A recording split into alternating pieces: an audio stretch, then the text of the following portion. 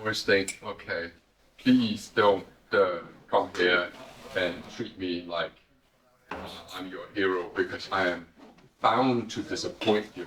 I was once relatively famous in Denmark for my exploits in trading, and but I'm also just me. I love what I do. I'm good at what I do. I'm probably, in many people's eyes, very good at what I do. But I'm also just a guy who picks his nose, farts, and swears too much. So one time I'm sat in a food hall in Copenhagen, and I know that someone opposite me, an older couple, have spotted me.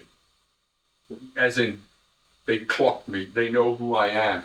And he whispers something to her, something to the effect of, I don't know. And she says, way too loud, really? But he's so poorly dressed. I can imagine he said, that's Tom Hugger, he's really, really wealthy from trading. To which she replied, really? But he's so poorly dressed. So I hope that I don't disappoint you, that you meet me, the face and the body behind the voice that you hear on your phones and on your PCs and loudspeakers. I hope that I don't disappoint you. I want to schedule the premise for the next 2 hours. I was once told that the human brain is incapable of retaining information beyond a certain point. And I imagine that what I'm going to throw at you today will probably fall in the similar category. So what I've taken the liberty of doing is, normally when I do a speech, for example, the one I did in Frankfurt recently, produce a lot of slides, and then I basically just stand up and I wing it. It's just like my subconscious just takes over and I just talk, and afterwards, frankly, I couldn't even tell you what I spoke about. But if people stand up and clap, then you think, I probably did an okay job. However, I felt that on several accounts, you traveled from afar. Some people have traveled from other countries to be here today, and some people have traveled within Holland, have traveled quite a while to be here today. Some people have had an hotel room stay overnight to be here this morning. And so I felt that I wanted to go an extra mile to make sure that there was something lasting about this. So first off, I have acquired the assistance of Robin, who has kindly agreed to video. So that's one good thing, because then we can review it, as can everybody else eventually. But secondly, I've done something that I've never really done before. I've actually written down everything I wanted to say for each slide, which is something I've never done before.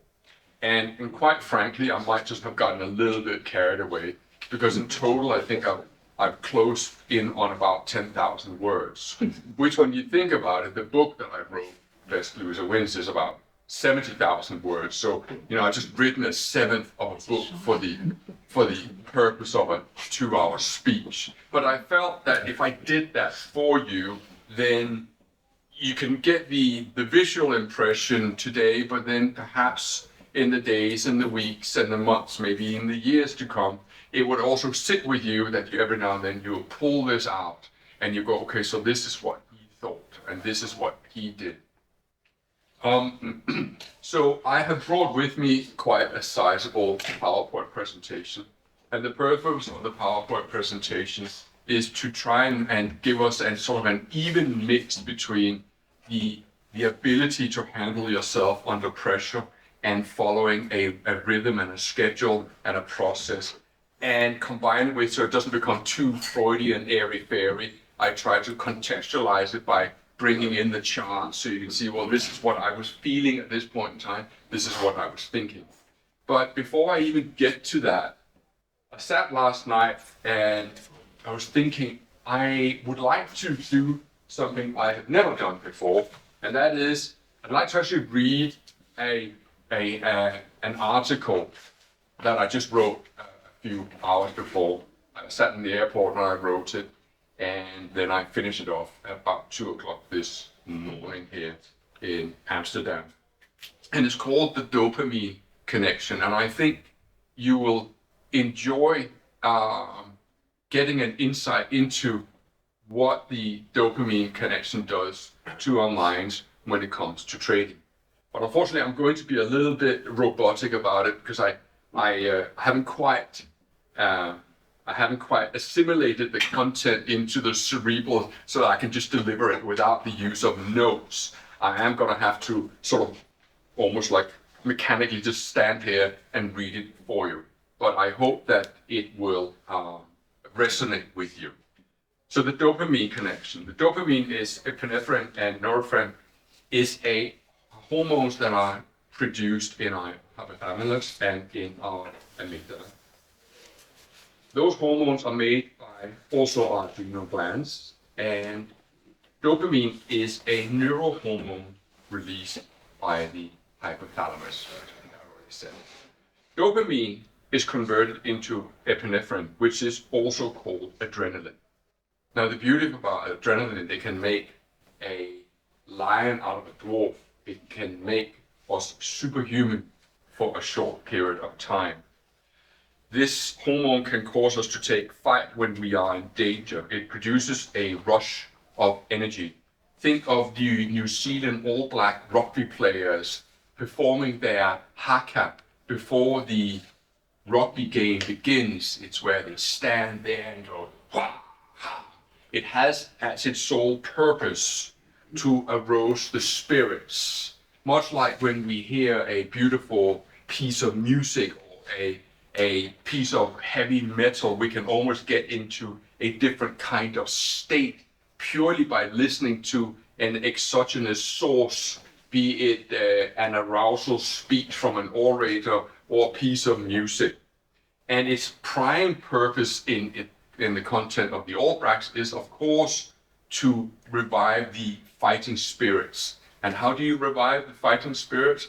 Hey, you produce adrenaline. It's a marvelous hormone, one with life-saving qualities. Unfortunately for me, as a professional trader, I treat adrenaline and its mother, dopamine, with the same respect I would treat, say, a raging ocean that I'm about to enter if I was surfing. But I also have the utmost respect for the sea and the damage that the sea can do to me. I experienced that when I saved a man's life early on this year. He was in trouble off the coast of Fuerteventura, and he was clearly not going to make it. Instead of just rushing out, I thought very carefully, how am I going to save this man who was fatiguing rapidly? I also knew that if I just bulldozed my way out into the sea, he would most likely drag me down because he himself was encapsulated by what hormone?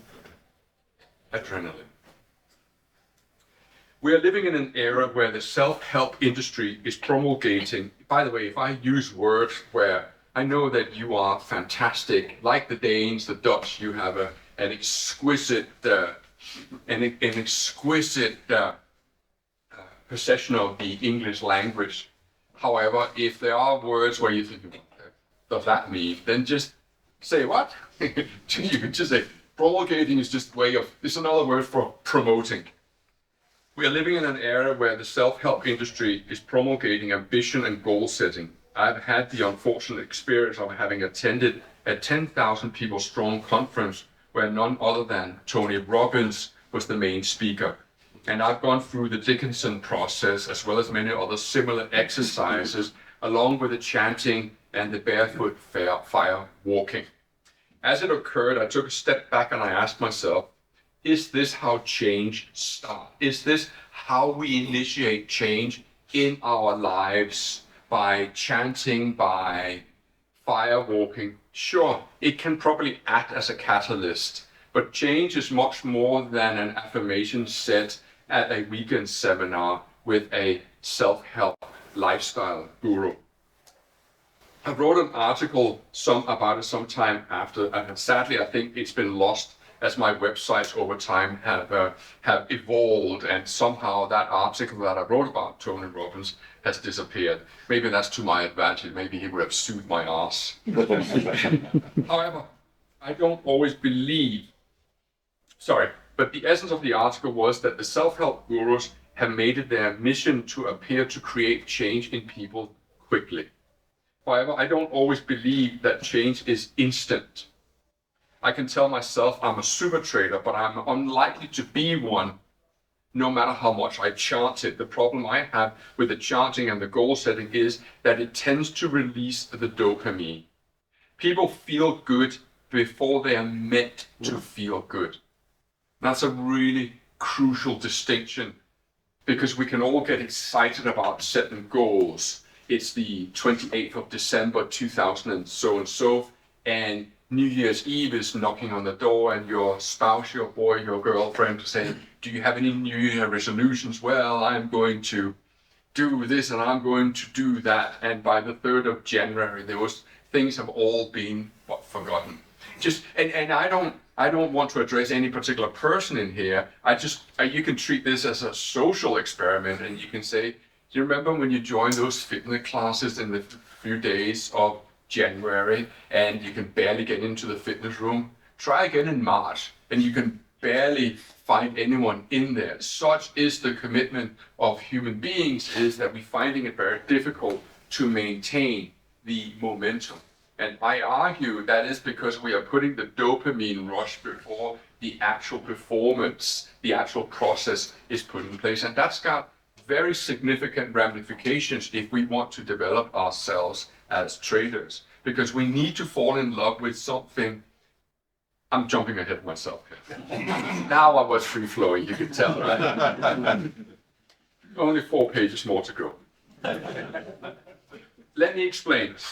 If it was my dream to make £1 million a year trading, I might break it down into what I need to make every single day. And I'm sure every single one of you have somehow in your mind have created a linearity in your trading, that if you can make €1,000 a day, well, then you stand to make €250,000 a year. And that is the way that the mind likes to work. It creates those, it connects the dots.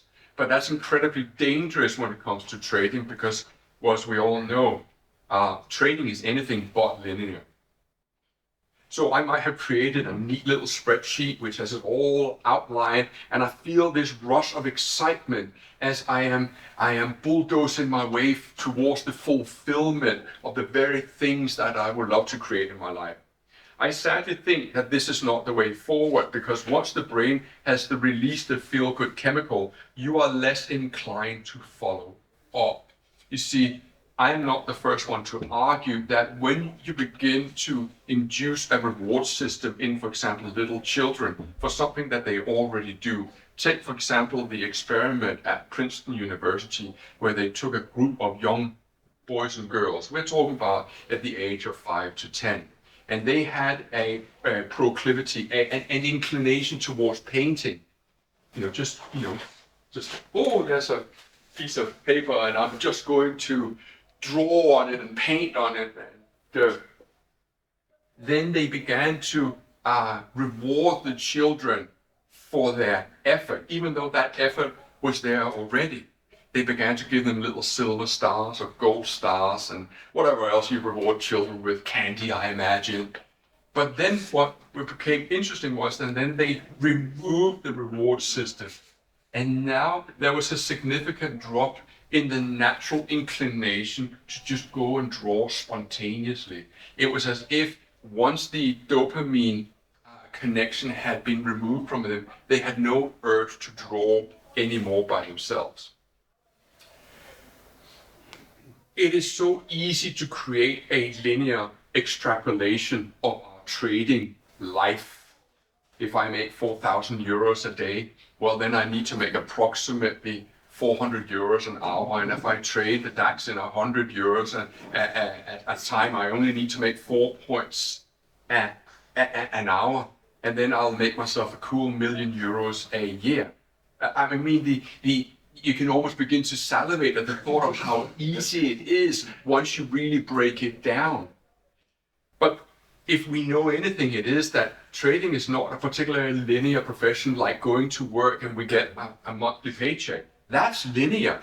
We show up, we do our work, we go home. But trading is anything but that. When I go about my daily rituals and my daily habits, I'm very careful not to promise myself a reward. I'm going to repeat that sentence. When I go about my daily rituals and my daily habits, I'm very careful not to promise myself a reward. I'm not going to the gym and then I can tell myself that I can have a bar of chocolate afterwards. I don't come to Friday night and I decide that now I'm going to have a copious amount of Haagen-Dazs and popcorn and whatever else is tantalizing my taste buds. I don't want to layer in dopamine enhancers after the finish line. I hope that this will become clear what it is. I don't want to portray myself as a monk either that has no worldly enjoyment either. But I think it's really important that you understand that in front of you stands a wildly successful trader. And what you see in the Telegram group is nowhere near a reflection of what I make in any given trading year. And I believe that me standing here is your opportunity to perhaps uncover what you don't really see written or hear about in the YouTube videos, because there it's all about goal setting. It's all about, well, you know the YouTube videos yourself. And I would like to stand here as an antidote, a very different message, because I feel that I have a deep understanding, not necessarily of your minds, but I have a deep understanding of what it is that makes my mind perform optimally. I don't psych myself up to get to the starting line. I don't listen to Metallica and other music to get me excited before the trading day. I don't use music to get into a state. I want to get the dopamine release while I'm doing the process that I know is needed to evolve as a trader and as a human being. I don't want to reward to the process. What I want to do is, I don't want to feel good after the run. I don't want to psych myself up before the run. I want to be in the midst of the hard run, or the hard workout, or the hard intensive research, where you are going through the charts with a specific exercise in mind. We'll come to that in a second, because I believe that's one of the things that is so critical to your involvement as a trader, is that you don't not just hovering over the chart with no real purpose, but that you have a specific target in mind. And that's the process that I want to reward. Whilst I'm in it and it's hard, I tell myself, I feel good about this. I might be lying a little bit to myself here because it's really hard work as you're sat crunching out hour after hour after hour doing research. But if you tell yourself, your mind, this I really like, then you are much more likely to sustain that effort, as opposed to, hey, I've worked flat out for 2 hours now I'm going to go and have a latte down at Starbucks. It is, the process in itself is my reward. I tell myself while I'm on hour 2 or hour 3 of an intense trading or intense research exercise that I love this. I get the reward and I feel good. I get the feel good factor while I'm doing the process. It might be tough going, but I tell myself I love this. There's no reward after. It is its own reward. It is proven through studies that if you only focus on reaching the goal, the process is nowhere near as enjoyable. And if you don't enjoy the process, you are unlikely to sustain the effort that is needed to get you towards the achievement you want in your life. So that was the first part, which then it says pause. And pause I will. Hi Moss, welcome. So I'm just going to let that sit for 10 seconds. I'm going to have a sip of water. And I'd like you to just, for 10, 15 seconds, brief of time, just cast your mind to, hey, the New Year is approaching. What kind of New Year's resolutions are you going to make this year? Also, perhaps think a little bit about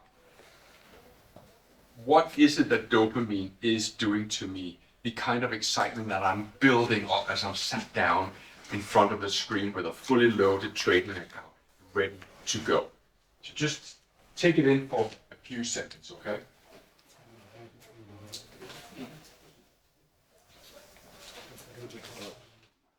And of course, everything I've just read to you, I will email to you as I hit the airport later on today.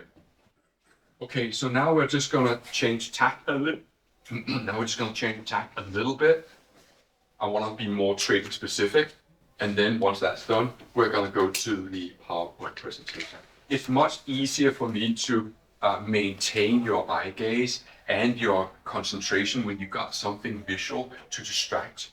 But just me talking, it is an immense amount of concentration power needed right now.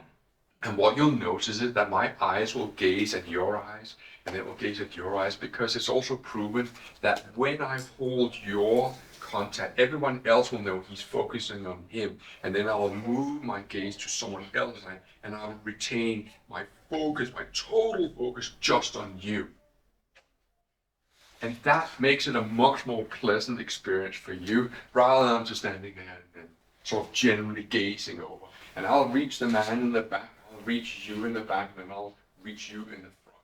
It's all about trying to maintain your concentration, because that's a humongous challenge right now. It's a humongous challenge to ask you to take all this in, and you're sitting there, fucking hell, this is the guy that cracks dirty non-jokes. And now he's all serious and all Freudian on me. I don't know which don't show up the dark side. It's a great story, isn't it? But it's good to have a little bit of humor as well, because humor also just lightens the mood, and then we can sort of, that's just the way our minds work. We can't be all full on all the time. We just need to decompress, even if it's 20, 30 seconds, and then we get back into it. So let's get back into it. Because at the end of the day, what I would like to do is to make super traders of all of you, every single one of you. And I know that you have that capacity. But if you think that your path to enlightenment is random YouTube videos, then you won't make that. When we lose money, we become fearful, and incidentally also hopeful. And our judgment becomes clouded.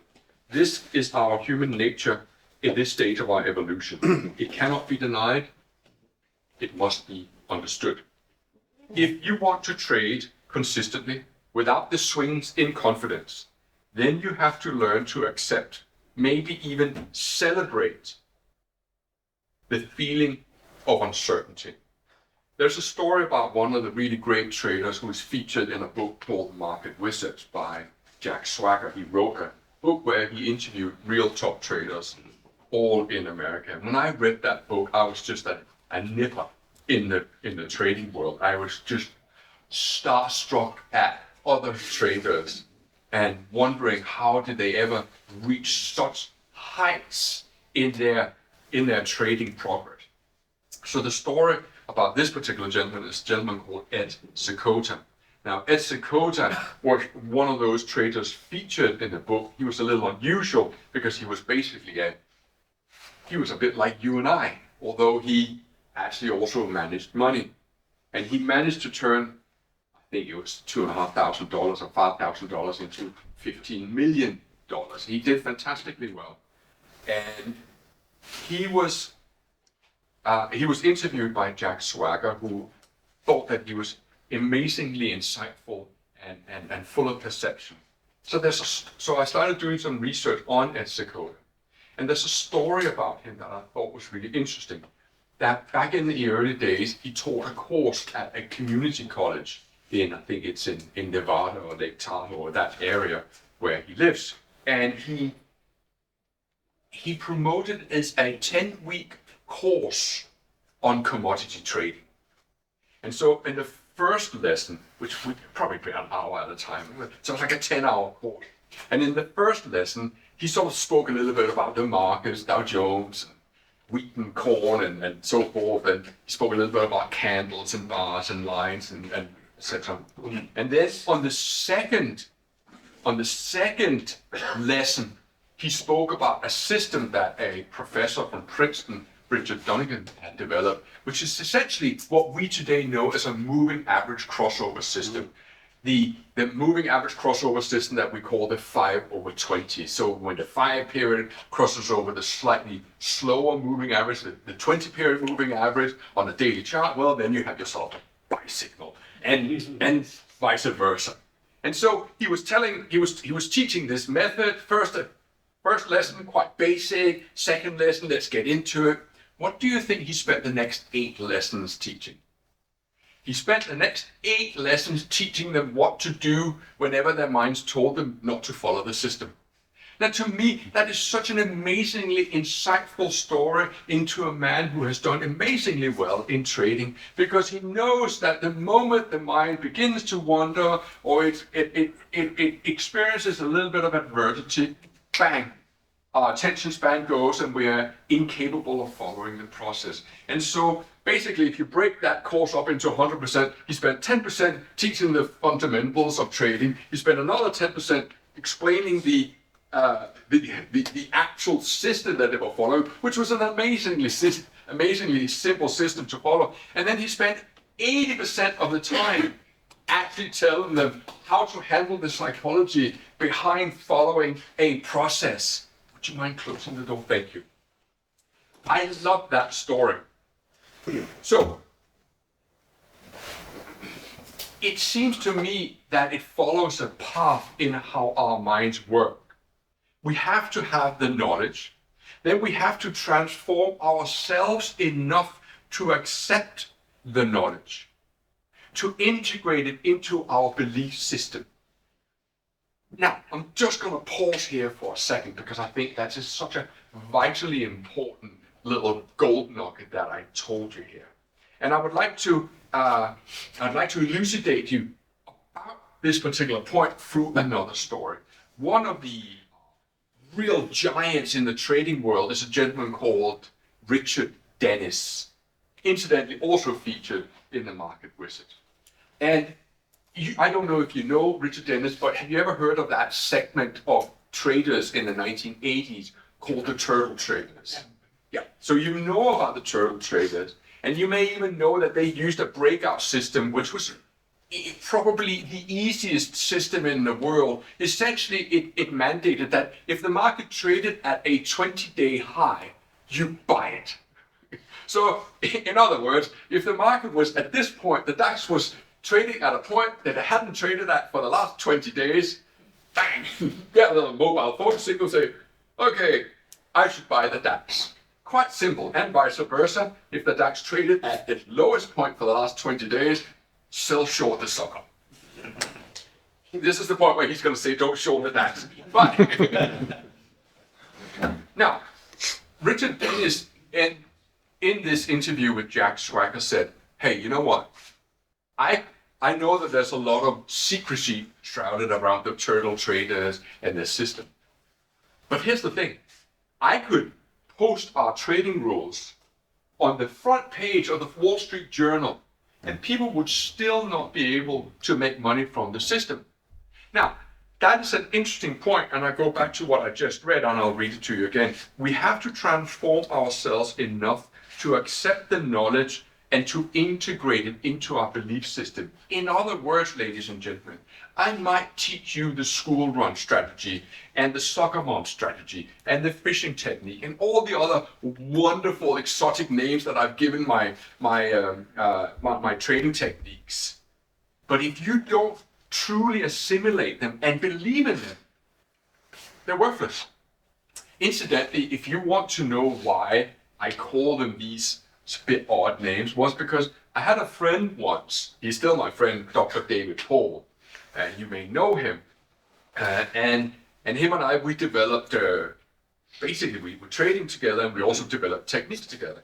But this was in our younger days, so we would be a little bit more sexually orientated, if you like. Being men in our prime. And so we would call it names like Serena Williams if we felt that it was a particularly busty and robust. And I know what you're thinking, Keith. And if we felt it was a bit of a nimbles, then we'd call it a Halle Berry because it was a bit more subtle and alluring. And we carried on with that until one day we got a letter from a solicitor at Rodeo Drive. Now, have you ever seen Pretty Woman? And she's, pretty woman walking down the street. Yeah, she's walking down Rodeo Drive and doing her shopping. I didn't know they had lawyers there as well, but they do. And it was from Eva Mendes' lawyer. You know Eva Mendes? Well, what was she in? Desperate Housewives? Yeah. Ooh, thank you. Anyway, Eva Mendes sent us a very nice letter. Well, it wasn't that nice, actually. Basically saying, stop using my client's name, and otherwise I'll take you to court, you sucker. So that's when we stopped actually using female actresses and celebrities in general's names for our trading systems, and we came up with a more mundane names such as School Run, Soccer Mom, that kind of stuff. Now, on a personal note, I got a little bit hot on the collar when I received a letter from a solicitor from Rodeo Drive. I didn't know whether to celebrate that I had made it to the higher echelons of society when a celebrity lawyer sent me a threatening letter to cease and desist, or to be scared of the impending lawsuit, but it never came. Point number 3, we have to raise our consciousness from emotional disequilibrium polluters, such as greed and fear, at least to a level where you accept that you can't control the future in order to make money. When I trade, I have absolutely no insight into what's going to happen next.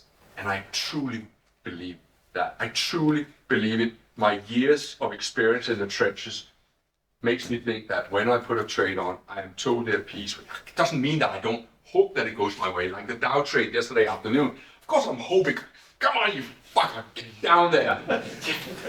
But I feel in the entirety of my DNA that I don't know whether it's going to be a good trade, bad trade, as long as I follow the process. Which is why I was double gutted that I broke a rule yesterday. And I'm glad, in a sense, that I lost on that trade, because can you imagine what would have happened if I had made money on the DAX trade yesterday morning? Have you considered the ramifications of me breaking the rules and then being rewarded for it?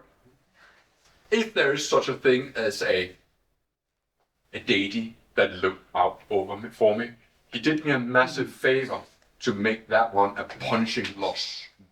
A humiliating loss, because it was exactly the opposite of what we were meant to do. Sure, you could argue that I just sold into a double top on a 15-minute chart, but how many hundreds of hours have I spent testing and retesting the school run strategy, the 15-minute breakout? I mean, it's a lot. It's a humongous amount of effort.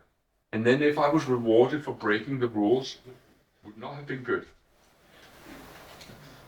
In my experience, being in a business where I am literally taking money out of the pocket of someone else, there are certain traits that serve me and ensure my sustainability in this business. Don't worry, it's not going to be on forever, okay? In case you're curious, it's 2 more pages. Maybe 3. I'll read faster. I need a system. A system can be knowledge about a particular segment of technical analysis. It's important to acknowledge that all systems work some of the time, but no system works all the time. Thus, there are 2 challenges presented here. Just repeat that. Whether you use Fibonacci or Bollinger Band or Keltner Channel or Price Action and Al Brooks or whatever we may use, it will work some of the time. It absolutely will, but nothing nothing works all the time. One is to find a system that resonates well with who you are as a person. That's so important that you don't delude yourself by saying, I really hate my boss, so I want to become a day trader.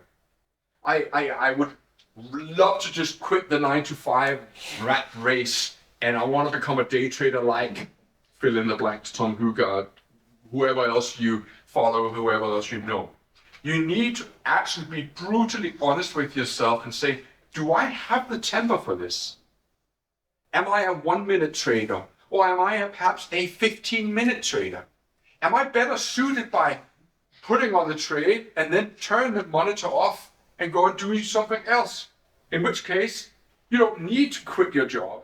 You just need to make sure that the boss is not looking when you check the chart every 30 minutes. In fact, I'm just gonna do a little side story here because it just springs to mind is that I had a really good friend of mine who worked at a chicken factory up in North England. And he had developed a trading system, which I quite like. In fact, I'm just going to show you because it's rudimentary, but it's really quite an interesting trading system. He would come in and he would use it on a 30-minute chart. And so if you say you have a monitor, say you have a chart here, and we call that the DAX. And then over here, you have the FTSE. And he used this on a 30-minute. So say we saw a pattern like this in the DAX. Pretty simple, rising highs, rising lows. But if he then saw the similar pattern in the FTSE, but now, do you see how the third peak didn't manage to get above the second peak, while the DAX did manage to get up? He had his argument that because these two indices tends to be related in the contextual world of, well, they are physical stocks. There might be stocks traded in Europe versus stocks traded in the UK. But his argument through his testing was that when he saw a pattern like this, he would then speculate that the FTSE would display weakness, and thus he would be selling short this. And vice versa, if DAX was making lower lows, but the FTSE would be making higher low, then he would speculate that the FTSE, or vice versa. And you might say, you probably have a million questions, it wasn't about the strategy. The point I wanted to make here is that he found something that he could go about his work, he could go about his work life, but every 30 minutes he would just check in and he would just see, okay, yeah, this is doing really well. Sadly though, his mistake was that he became so successful at this that he actually made more money trading than he did operating his father's chicken factory. And I say sadly because he then started day trading and he lowered the time frame from 30 minutes down to 10 minutes, and he was still very, very successful until one day he went home on a Friday night. And I've written about this in an article from First Class to Park Bench. And I wrote that article because it affected me deeply. He was a really close friend of mine. He then cheated me out of £30,000. And last I heard from him, I had to convince a hotel up in North England to take down payment for 10 nights. So he had a place to stay because his wife had left him and taken the children, and he was living rough on the street. And it all stemmed from that day when on Friday night he went home, short the market, and that weekend the Special Forces of America found Saddam Hussein, and the market went limit up Sunday night. And that limit up basically means that the market can't go any higher until the actual underlying market opens. And he got decimated. Still a good system. So I just want to put that in there, that nothing works all the time, and you can never really ensure when some special forces somewhere is going to find a most wanted person.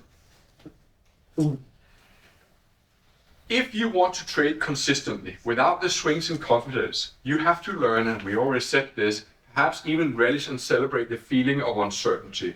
Your beliefs and attitudes frame your world and the way you trade. Beliefs tend to come true. However, your intentions create your results. What you want is what creates the momentum and what you get in life. Letting go leads to freedom. Luckily, you're going to be able to read this afterward, because it might be going a little over your head, and that's absolutely fine. It is, after all, Saturday morning, and you're still suffering from the aftermath of a long week, and then you're expected to come in here and get a heavy dose of trading psychology. I get it. I absolutely get it. But ladies and gentlemen, there's no way to eliminate risk from trading or from life. Success seems to be a result of clear intention. We will all have fluctuations in our life.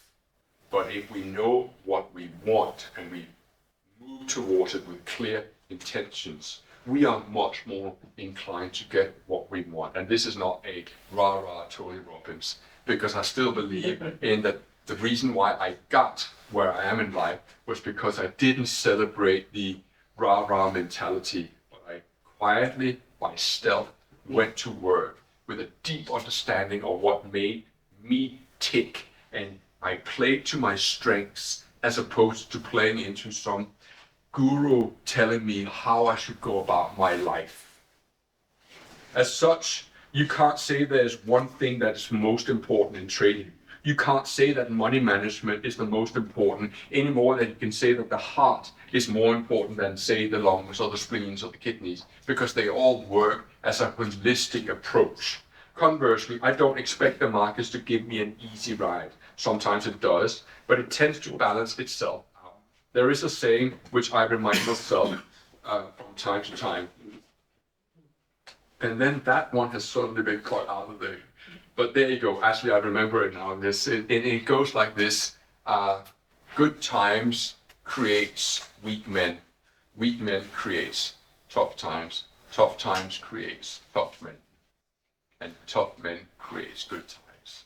I remind myself of that saying, although I probably will just insert it into the Word document before I send it to you, because I am not a masochist, but I also know that I don't want to rest on my laurels, and I don't want to relish my victories to such a great extent that I take my eyes away from the daily process that I have to do to maintain where I am in life.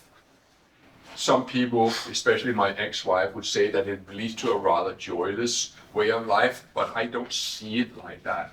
I see it as that I seek out the struggle, because the struggle is really the only place where I truly feel that I come alive.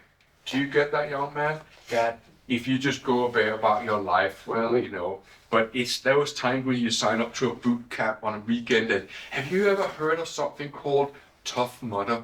It's this, it's like an obstacle course, but it's an obstacle. Do you remember when we were kids and in gym time in school, we played something called Poisonous Earth? And so the gym teacher, he would like, so you can only step there, and then you have to walk across a beam, and you're like, and you sort of be totally lost in that world of, I can't trust that, and then there'll be someone chasing you just to add a little bit of element to it. Well, Tough Mudder is an assault course like Poisonous Earth, but it's a 10-mile race through obstacle courses, and they call it mudder because you literally are drenched in mud from head to toe afterwards. You see, something like that is challenging. But if it's challenging, why do we feel so alive when the race is over? Well, because we have put ourselves outside our comfort zone. We have done something that we wouldn't normally do. And I believe as a species, yeah, we love certainty. We love to make sure that we get our paycheck every month, and every now and then our chosen lady gives a little bit of loving or whatever, you know what I mean. But we also don't want, you see, the sexual references just always come in. But I once read that in life there are a few things that can make men and women really excel. It is money, sex, religion, and power. So I believe that as human beings, we want certainty, but we don't want too much certainty, because if it's Too much certainty becomes too predictable. But it's just, you have to be really careful where you get your kicks from. And I'm not in this business to get my adrenaline kicks. That's the message that today is predominantly about. This is a business, not a place of getting a dopamine rush. I use price action because it's pure. The purity doesn't make it easier to trade. I just don't clog up my screen with lines. I think you can make most indicators work remarkably well if you have the benefit of hindsight. I think that the charlatans of the trading industry has made it their business to portray themselves with an air of mystery, giving the impression that they possess a secret which you can buy into, often at a significant premium to your wallet. I can tell you a few secrets myself. I believe there are no secrets. And I believe people telling you about the secrets are only telling you because they want to make money, and they don't want you to know that there truly aren't any secrets. And more likely than not, they don't actually know the process themselves to become successful traders. There is no best system for everyone. I don't know what's right for you. I know what works for me. It doesn't mean that I do not get frustrated. However, there is a positive intention to feeling frustrated or overwhelmed. The positive intention is to let you know that something stands between you and what you want to achieve. So when you experience a sense of frustration, you experience a sense of impatience, when you experience a sense of fear or trepidation or hesitancy, something stands between you and what you intend to achieve. And that feeling that you might associate with a negative charge is actually a positive intention aimed at reminding you that you need to overcome something. And so in there, I argue that in order to become a good trader, it's actually also a yellow brick road, a road to self-actualization. Becoming a better human being will by default make you a better trader.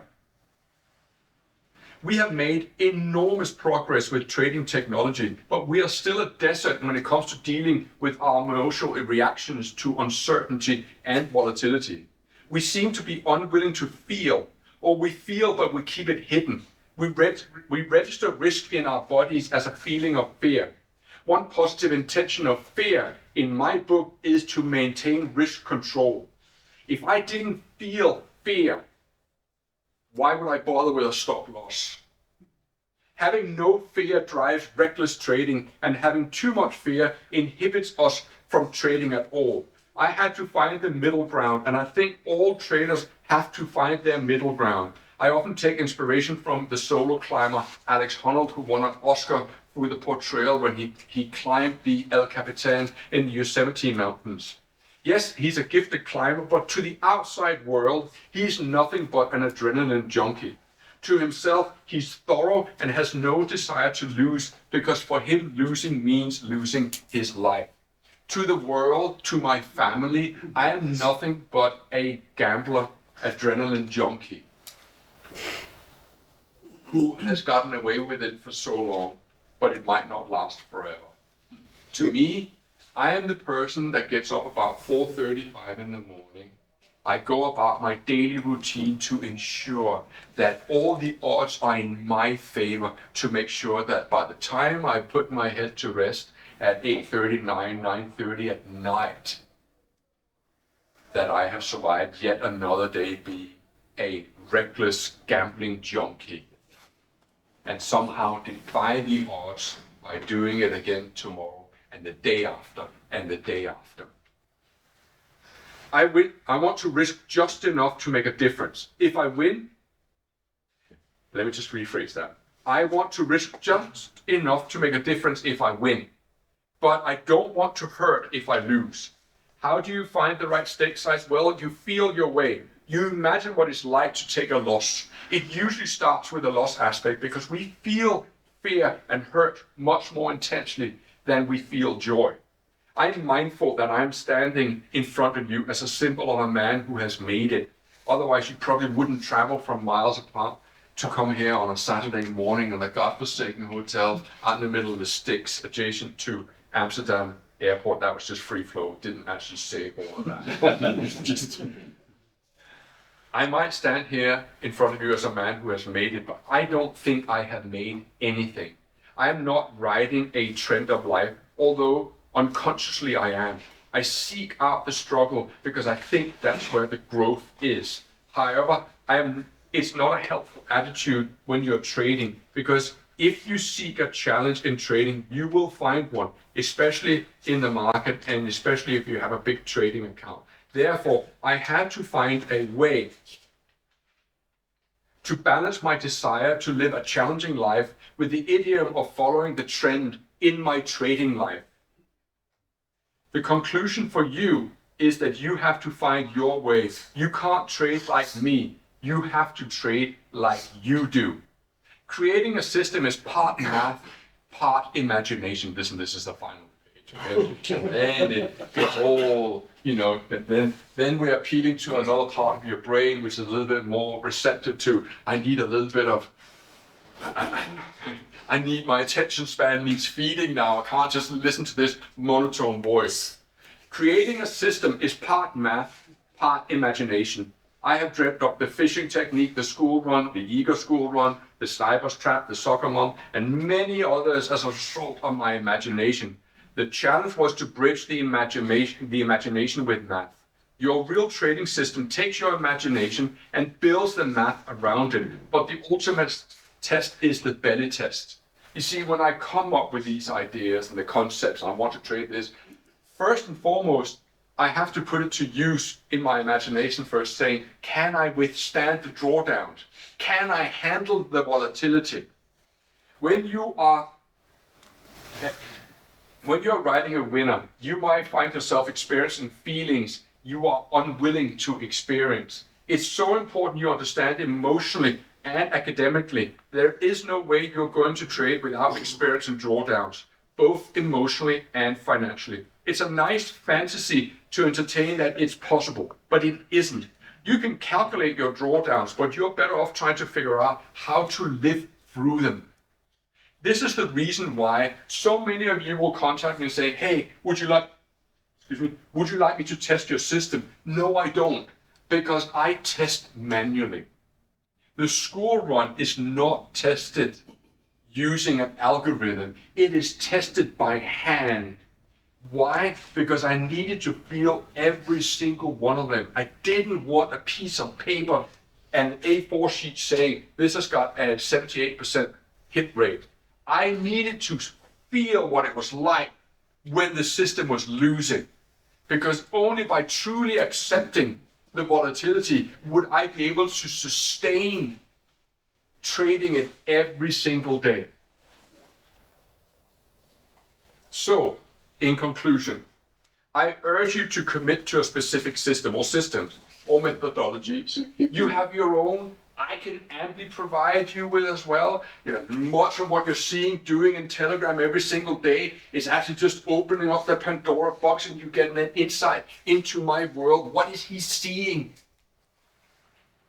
There is a 4.5 years worth of database of charts and entries. Go through them and you will have the absolute Rosetta Stone in trading. You will have so much.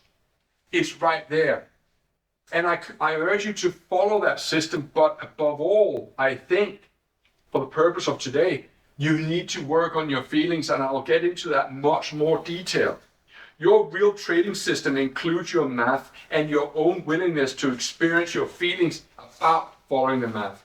The yellow brick road to trading is the yellow brick road to life. Work through your unresolved issues, and you not only emerge as a better human being, but also as a better trader. The aim is not to get rid of anger, but to accept it, to feel it and experience it, but not acting out on it, and appreciate its positive intentions. One paragraph left. I am not letting go of feelings in order to feel better. I want to learn from the feelings. Why am I impatient? Why am I hesitant? Why am I doubtful at times? Why am I scared? Why am I bored?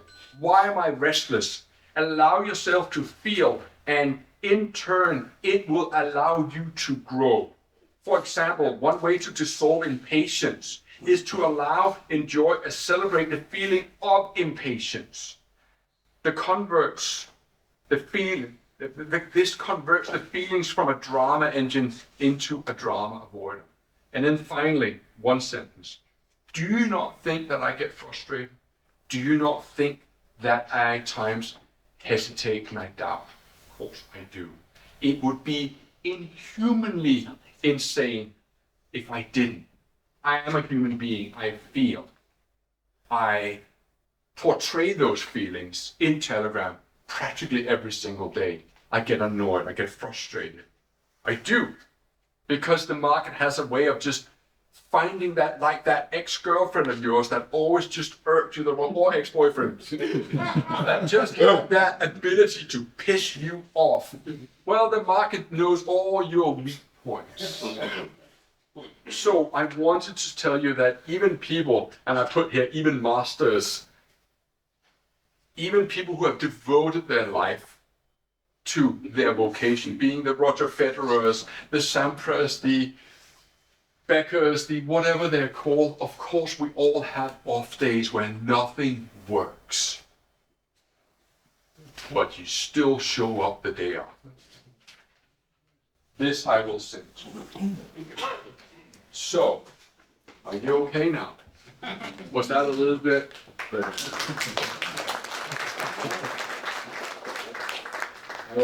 You need a break now? Huh? Would you like to have a pee break for 1 minute? Okay. One second. David Paul, he is significantly older than I. We'll be doing seminars. He'll be like, he can talk, he can truly talk, and I can talk. And then everyone then is going, yeah, I really need to.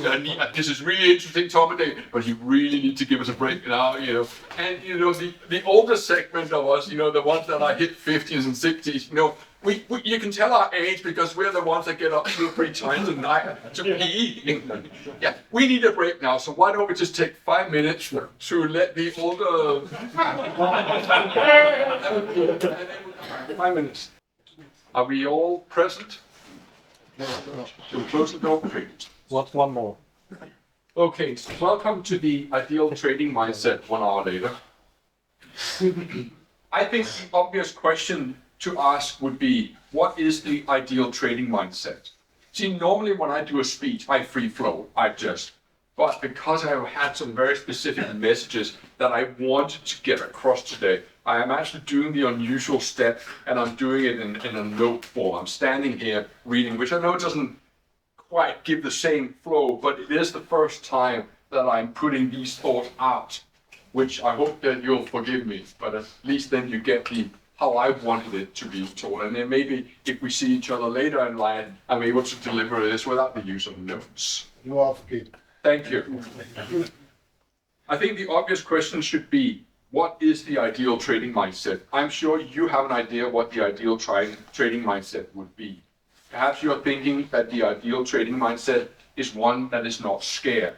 It's a mindset that knows everything there is to know about the markets, about technical analysis, about algorithms, about artificial intelligence, and the list goes on.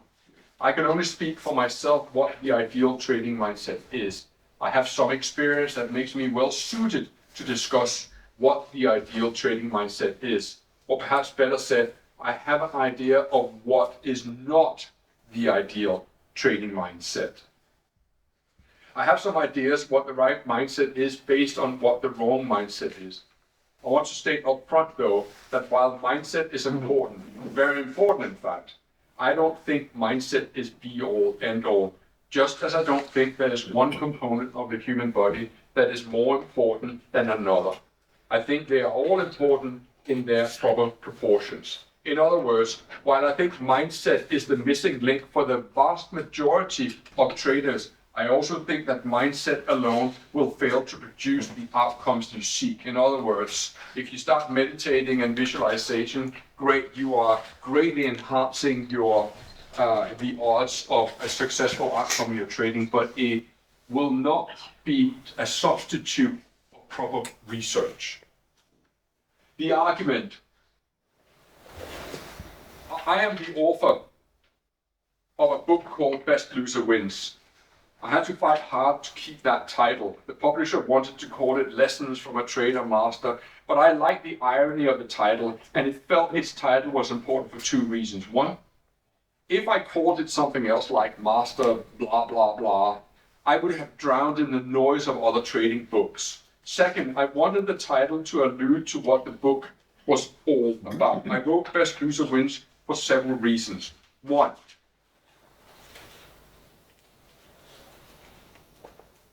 I spent many years thinking that technical analysis was all I needed to make money trading. However, no matter how good I became at technical analysis, I always found a way to sabotage myself. Of course, that doesn't apply to any of you, does it? Never experienced that. No. You never traded out of boredom, have you? You never sat down and said, my mother's at gym, the kids are at the grandparents, I got an hour for myself, let's go down. Not that I'm speaking from experience, says the man that lost 100,000 euros watching Tom and Jerry. True story.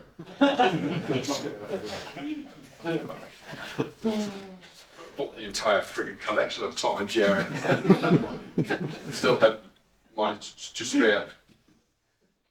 I spent many years thinking that technical analysis was all I needed. However, no matter how good I became at technical analysis, I always found a way to fuck up. The sabotage had nothing to do with the level of knowledge I had about technical analysis. I wanted to write a book about my experiences as a broker and then as a self-funded, self-directed, self-driven home trader. The second reason I wrote the book was I felt a sense of joy that I had made it in the trading world, and I wanted to share my knowledge, not because I wanted a pat on the shoulder, but because I felt inspired by the idea that knowledge should be shared. The argument that drives the narrative in the book, as well as during the speech today, is that I don't believe that normal thinking leads to profitable trading. Now, I believe there's two parts to that statement. One, what is normal thinking? And two, why do I believe what I believe? I started my career at JP Chase after finishing 2 university degrees in finance. And I spent 3-4 years there. And I sort of got to acclimatize to hard work. But once I was acclimatized, and boy, I was acclimatized because I am a hard worker. And I'm physically strong and I can maintain long hours. But I realized this is not my future. I'm not going to make a career in JP Chase. The career part was there if I wanted it, but I didn't want it. I wanted something entirely different. So I left and I started trading for myself. I didn't last long, lasted 18 months. I was hopelessly underfinanced. Jesus, guys, I didn't even have a computer. My brother took pity on me. He worked for IBM and he found an old machine. And then I had one of those AOL. Do you remember a company called AOL? I guess it stands for America Online or something like that. It was a bit like when I rang up, it said, and then you're connected. Do you remember that? I mean, I know you probably weren't even born. Damn! Man, shit, I'm getting old. And then I talked my way, I guess, through my sheer passion for the subject. A broker called Financial Spreads hired me. And they hired me as an analyst, basically like an outward-facing analyst speaking to the clients. And on my third day of work, I was on an executive coach on a way to an event in the social calendar by the rich and famous and everyone else in the United Kingdom called the Ascot race course. And if you ever seen pictures from there, the ladies are wearing funny looking beautiful hats and the men smoke cigars and wear tuxedo. And I was part of the crew of staff that went out that particular day with the best of the clients that the brokerage had. And the CEO, he introduced me as the shining light who knew about technical analysis. Bearing in mind, interestingly enough, that this is at a time when the trading platform we had didn't even have charts. I mean, it's hard to imagine now, but actually, we trade the Dow, you and I together, and we're trading on a 1-point spread depending on the broker you use. Do you know that when I traded the similar product 20 years ago, that I had to pay an 8-point spread? I know, right? And the Dow was at 10,000. Today it's 34,000, and we're trading on a 1-point spread. Back then, the Dow was trading around 8, 9, 10,000, and there was an 8-point spread for intraday, and a 16-point spread if you wanted to trade the quarterly contract. It's insane, isn't it? When you think about it, I was just born a decade too soon. I should have been born, and I should be doing it now. Not because I spent 20 years faffing about trading the DAX on an 8-point spread and a 6-point spread. Now we're trading it at 0.8, 0.9. Such has the development been. Anyway, I'm sat on the coach and I'm introduced as this person who wants. Am I running out of time already? No. Okay, I'm just checking. He's looking tough. You are. At this rate, we're going to finish at 3 p.m. So there I am, being introduced as this person that knows everything, and the first thing that they come and talk about is that someone sits down and says, I have got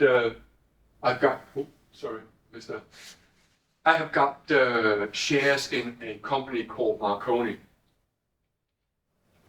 And he explained to me that, and just to bear in mind here, that this picture is here. When this moment in time that I'm talking about, going to this race course, is here in July 2001. At that point, Marconi had been on a downward trajectory for quite a while. And it deeply affected me, the story I heard. It occurred to me very early on in my career that investors became emotionally attached to their positions. I have spoken about the supermarket mentality repeatedly in my speeches because I think it represents a good metaphor for what investors are supposed to be feeling when they are investing and trading, at least in part. When we shop for our goods in a supermarket, we're drawn to special offers, and we are attracted to the idea that we're getting a good deal. It somehow pleases our minds to know that we have saved ourselves money. Of course, the supermarkets know this all too well, and they are designing their offerings accordingly. I suspect there's a science to how a supermarket is designed and how offers are displayed. I can't imagine it any other way. Now, I am trying to answer the question why I believe that normal thinking doesn't lead to successful trading. And it wasn't just a single trip to the race course that made me encounter people who had been buying all the way down. You see, what's so interesting about this story, ladies and gentlemen, was that when Marconi was trading here, no one really gave a hoot about it. But as it began its trajectory downwards, people started writing about it. Newspaper journalists started running stories about how Marconi was an attractive proposition because it was now so much cheaper than it had been before. And so these poor people, and I use the word poor here quite intentionally because they were getting poorer by the day, were losing fortunes. This wasn't just that they had done a bit of bargain hunting here. They had been in these positions for quite a while. So I'm trying to answer, why is it that we are, as a species, attracted to this? And I don't think I made that connection until much later. This was just the first time I ever come across people believing that there are such things as being cheap or expensive in the market. It was a puzzle for me, and it was a puzzle that was solved little by little, and it made up until it made up a complete story. But it wasn't an instant revelation. It took a while before I got the message. one of the things that got me much more aware of the greater picture was when I came across a piece of research some years later by a gentleman called Rodriguez. He worked for a brokerage called FXCM, and he had analyzed their clients' activities in the FX market that had executed over a 15-month period, had executed 43 million trades. And what he found so interesting was that, I'll give you the result here because I know many of you have seen this slide before, was that although 65% of all the traders, you see, ladies and gentlemen, I just want to just pause for a second. If I was talking to this gentleman here and we were going through his track record, you could argue, right, well, he's got a certain skill set or lack of skill set that makes him produce a certain outcome. But when you are analyzing 25,000 traders, it's a very different proposition because now you can no longer say, oh, it's just him and his quirks, or it's just her and her quirks. Now it's the size of a mid-sized town in Denmark of 25,000 inhabitants that all trade the FX market. And generally, they're very, very good at finding winning trades. The problem is that when they're winning 42 pips, but when they're losing 82 pips. And by the way, of course, you're welcome to take photos of this, but you're also going to get this in a slide, just so you know that you're going to get the PowerPoint plus these two. You're going to get 3 files, just so you know. But you're more than welcome to take photos. If it's mine, it's yours, absolutely. Okay, so for me, having now been exposed to people that had bought a share all the way down, and this wasn't going to be the first time that I would encounter that, sadly. It would be a reoccurring story in my career as a broker and a sales trader, that people bought and bought and bought and bought and bought. And I came to the realization, ladies and gentlemen, that that's normal. That's normal thinking. It might be painful to them, but that's normal. This is what normal people do. So when we're talking in the context of what's normal and what's not normal, then I began to realize I need to not do that. The antidote to not doing that is perhaps to do the opposite, which means that you will never, ever add to a losing trade.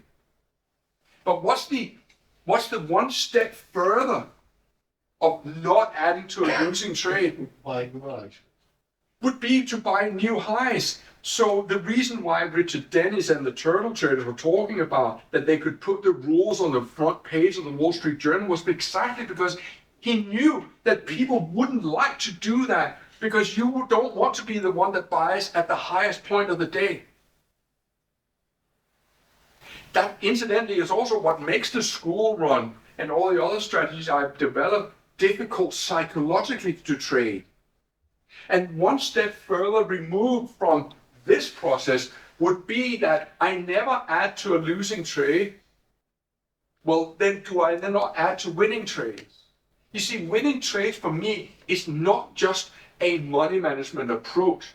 It is a psychological approach to enhance the very features that makes me a profitable trader over time. When you look at the Dow Jones index yesterday afternoon, yes, I had skated around in the Nasdaq, and first it had rammed me from behind, and then it took me from front as well, and if that wasn't enough, it kicked me in the bollocks a third time, and I was thinking, I don't know whether I'm coming or going here, but I just know I just lost a shitload of money trying to navigate the Nasdaq. And then I noticed, as did you, and I said it out loud, and you commented, isn't it interesting that the S&P 500 and the Nasdaq are making new highs for the morning? Sorry, afternoon, for the Americans morning. But the Dow just seems to be, what is holding it back? And it's not like I know what's holding it back. All I'm doing is like, what is going on? And we decided, say we, the royal we, I decided that we should probably go short. And so we went short. And we sat there and we sweated for the first 5-10 minutes because, you get in there at 80 and of course it goes 90 because it always does, doesn't it? And, you get in at 80 and you think it's a good price. And then you're thinking, oh, the best thing is that it goes 80 and then it immediately goes 70. You're thinking, yes, that's good. And then it goes 80 again and then it goes 90 and then it goes even and it goes 5. And you think, oh. And actually, in truth, I'll be sitting there thinking, what am I going to tell them if I get stuff out of this?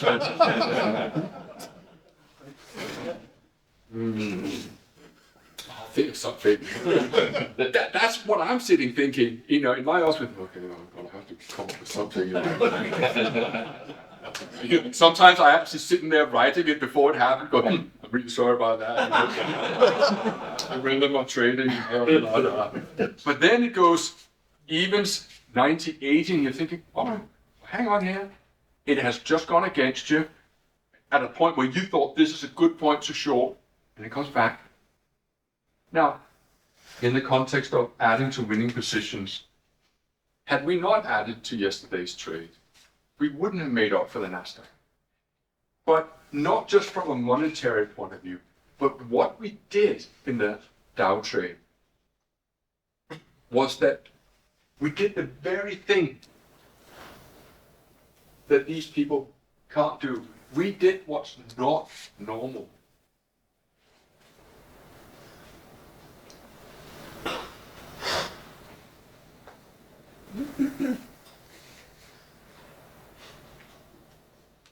Over the last 20 years, I'm so glad that we spoke about this a moment ago and you're so young, that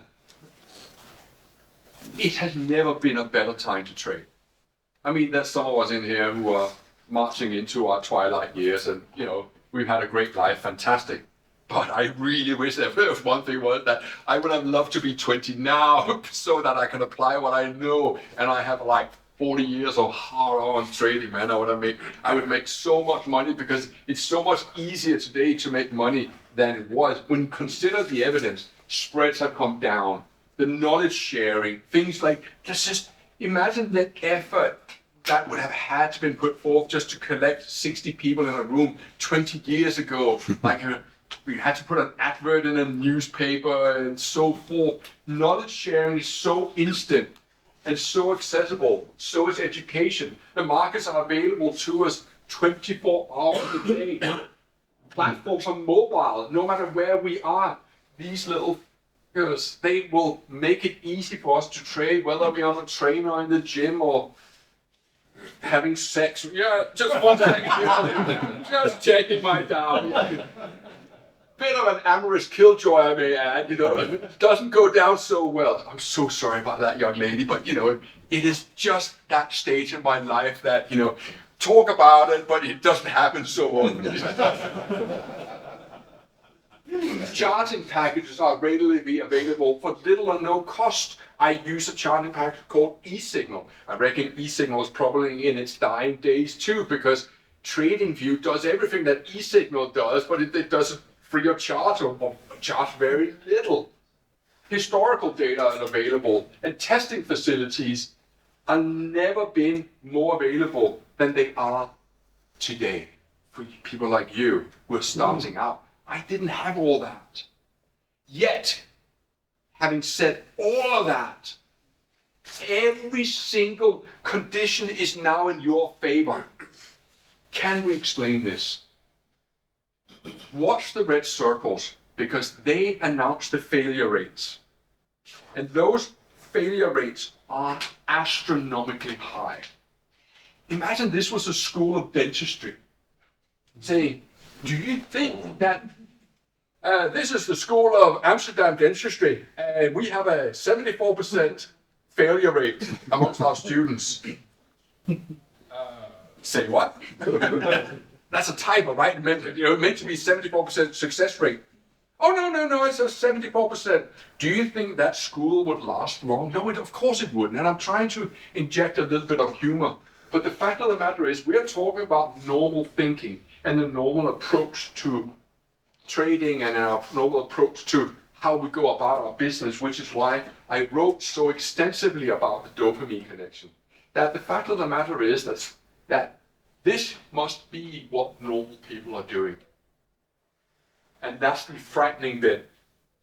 And I believe, and I want to teach you that today, that actually successful trading is something entirely different.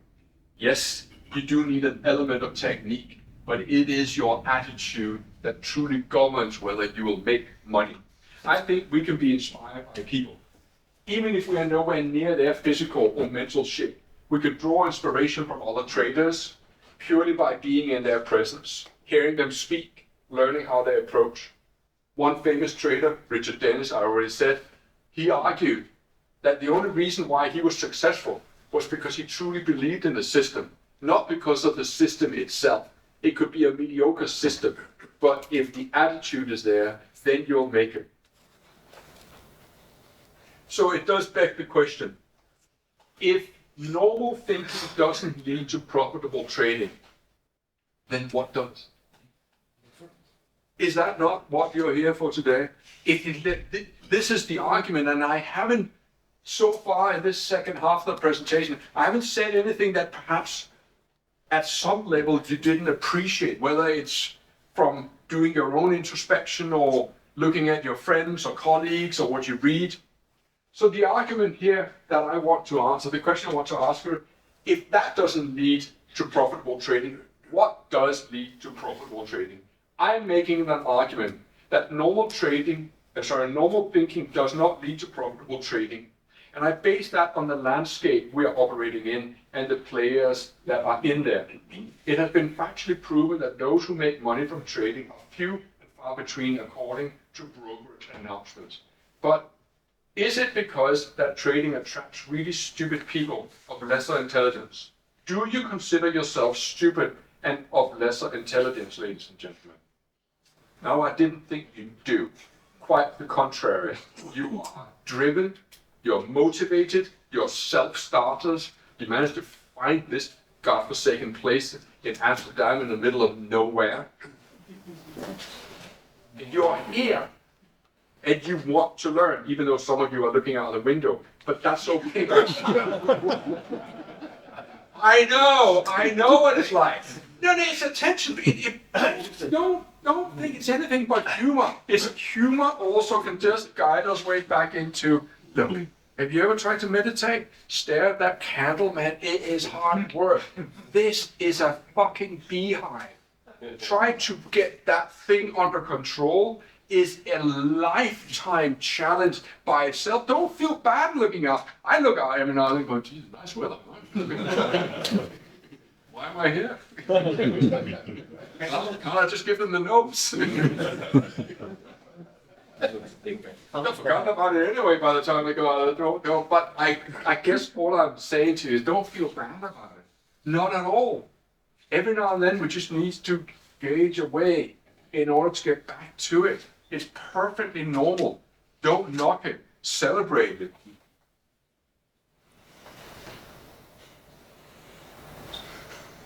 I'm sorry, I don't mean to call you stupid, because I know you're not. A business school in London published a paper about the profile of traders in the United Kingdom. It was an interesting reading because it goes completely against the argument I just put forth that you are stupid.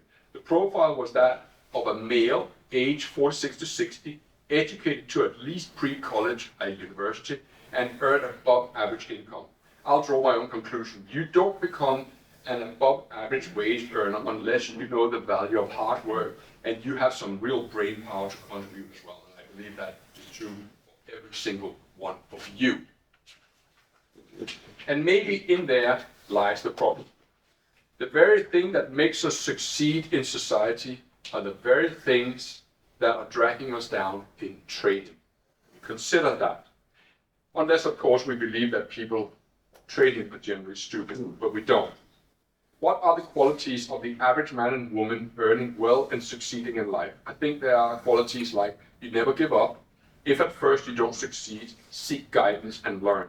Those are great qualities for any human being, but what if those who teach you are none the wiser either, and they themselves are pursuing a fruitless path? I argue that getting to know yourself makes you a better trader. I argue that trading is a profession like none other.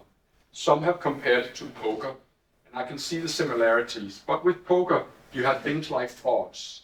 If you're dealt a royal flush or 4 aces, you know you have a strong hand. In trading, listen carefully. In trading, there is no such thing as a strong hand. I didn't know that that was going to be a real bottom winner yesterday in the Dow. I had no way of knowing, and quite frankly, at that moment of execution, and it went 20, 30 points against us, you sat there thinking, this will never work out. You did, and it's perfectly natural to think that. That's why we have stop losses. Be honest with yourself. Don't be honest with me. But you think, yeah, that's not going to work. Some of you may even have closed it before it got to the stop because they say, this is doomed, man, this is doomed. And then it came good, and then it came a bit better, then a bit better, then a bit worse, then a bit better. Then we added to it. Now we're really out there. Now we're really committed. And then all of a sudden, it goes 10, 9, 8, north, back to 10. And then it goes, that feeling when it goes below the north line, 90, and you begin to think, I'm 100 points in profit on the first one, and I'm 60 on the other. That's the point where you have now swapped from being fearful to being exuberant. Either of which are dangerous. Do you understand that, ladies and gentlemen? And I'll discuss that in a second. So important you get that. In trading, there is no such thing as a strong hand. Al Brooks says it. The best odds that his methodologies generate is a 60%. 50-50 is basically random. 60%, well, you're slightly better off than random, but it's not far off random. You must listen carefully to what I just said. There is no such thing as a sure thing in trading because someone is on the other side of that trade and they believe they're right. Someone yesterday was on the other side of our trades and they were committed to that thing going up. And this is just a battle of wills, battle of minds, and battle of money management. It means that at any given point in time, you are likely to only have a 60% chance of success. Now, how do you operate in an environment where you are only dancing a thin line between profit and loss and the margin for error is so small? How do you do that? One, you learn to accept those odds. How do you learn to accept something? Well, first, through the application of repetition. And I don't want this to be a talk about cliches. Okay? I don't. If I was going to give a talk about cliches, I wouldn't have charged for it and it would have been lasting 10, 15 minutes. So I'm not going to stand here and say, hey, you need to learn to accept it. I want to tell you how you learn to accept it. I want to take your hand and I want to take it to the fountain of wisdom. Not my wisdom, but your wisdom, where you are able to actually see this through. Committed that Lufthansa will hold the flight to Munich. Now, how do you learn to accept something which is detrimental to you if you don't learn it? But it is immensely good for your financial well-being if you do learn it. And while we're at it, how do you learn something when it involves a degree of introspection that you have never experienced before? How often do you look yourself in the mirror going, this is what I'm doing right in my life, this is what I'm doing wrong in my life? Not many people have that trait because it always involves taking a good, long, hard look at yourself and being honest with yourself. Like, brutally honest. Kind of honesty that only an ex-wife can tell you. That kind of honesty. Blown up in a court document. See how I like to do a little bit of humor when it gets too intense? How often do people call or come up to you and say, hey, I am really sorry, but I was wrong about our argument? Doesn't happen often, doesn't it? It really doesn't. You don't. Mostly because our sense of self-worth is intrinsically derived from our social status. Our social status, our societal status, our work status, and the list goes on. In other words, we don't admit we are wrong because, hey, it makes us appear weak. I have gone completely in the opposite trench, saying, I really want to make money because I'm a shitty employee. I'm not doing what I'm told. I cannot function in an office environment. I need to set my own agenda. Therefore, I need to do everything in my power to make sure that I will never be in a position where I have to go back. It's not that I have a problem with authority. Trust me, I have no issue with authority. Do you know who the greatest authority I've had? It's not God, and I'm not that way inclined. It's the market. He, maybe she, no, she, yeah, definitely a she. Most certainly a she. Sorry, but she's a she. She has the ultimate authority over me. In other words, getting to know yourself requires a degree of honesty that very few people are willing to accept. It's also time consuming and altogether perhaps not the most compelling pastime. So now we're going to get a little bit personal, as if this wasn't enough. I believe that we have an opportunity to learn every single day, but to live in a state of being receptive and to learn from our surroundings and our interactions with our milieu and our environment is intensely demanding. It is fucking hard to live like that. One of my big heroes is a guy called Tom Cruise. And I know what you're thinking. Well, you know, good movies. I like the latest Top Gun. And you know, I admire him as an actor. You know, some hit and misses, but I like his hits a lot. The Mission Impossible, and didn't like Vanilla Sky. Didn't get that. But I like Mission Impossible, and then definitely like Top Gun, the second one. But it was actually learning more about how Tom Cruise go about his life that was interesting to me.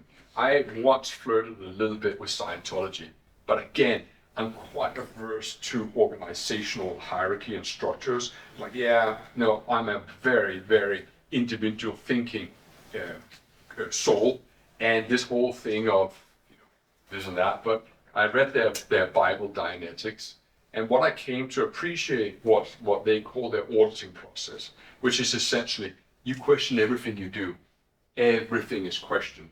And I like to do that in my trading. And I believe that the source of my success as a trader is that constant reevaluation of what am I doing.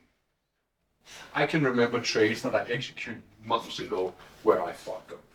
I will remember trades where I absolutely just decimated my own psyche for a few moments because I did something wrong, like the DAX trade yesterday. You might just think, oh, messed up a little bit there. But to me, that was a violation of an inviolable rule. You don't go against your own system. And I mourned it all morning, thinking, what the did you do? And it's not that I couldn't appreciate what I did. And so I let that sensation sit, saying, okay, I second guessed. Why did I second guess? Well, maybe because I was becoming complacent. Maybe I need to get my mind back on track. See, remember I was telling you earlier that the market is a dangerous place if you seek challenges? Maybe subconsciously, I thought that the school run was just getting a little bit too good to be true, and the money came in a little bit too easy. Now, that's a dangerous thing to start thinking. And if I didn't have that self-evaluation process in place, that could have been a very, very bad place I would have led to. And I will not make that mistake again. Now I've committed it to memory. I remember that trade. And so the next time that I'm in front of a school run strategy, I will take the trade. Because I also remember what it cost me when I didn't take it, or I did the opposite.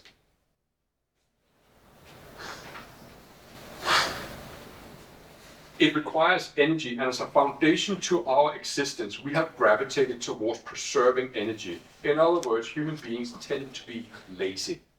I am one of the people who can actually testimony to that because I get about 400 questions a day from people, and it drives me insane that they don't just look for the answer themselves. They would rather ask. Now, some of the questions are granted they can't be answered by me, but generally, asking me if the stock market's open on Veterans Day is something that could suitably just be typed into Google by yourself rather than done by me. But because we as a species have gravitated towards preserving our energy, we had to ensure our survival. We had to preserve energy because we never knew where the next meal was coming from. Now it's down at the local KFC or across the street in McDonald's. But we didn't know that 100,000 years ago. So you didn't know whether you had enough food. So you had to make sure you preserved energy.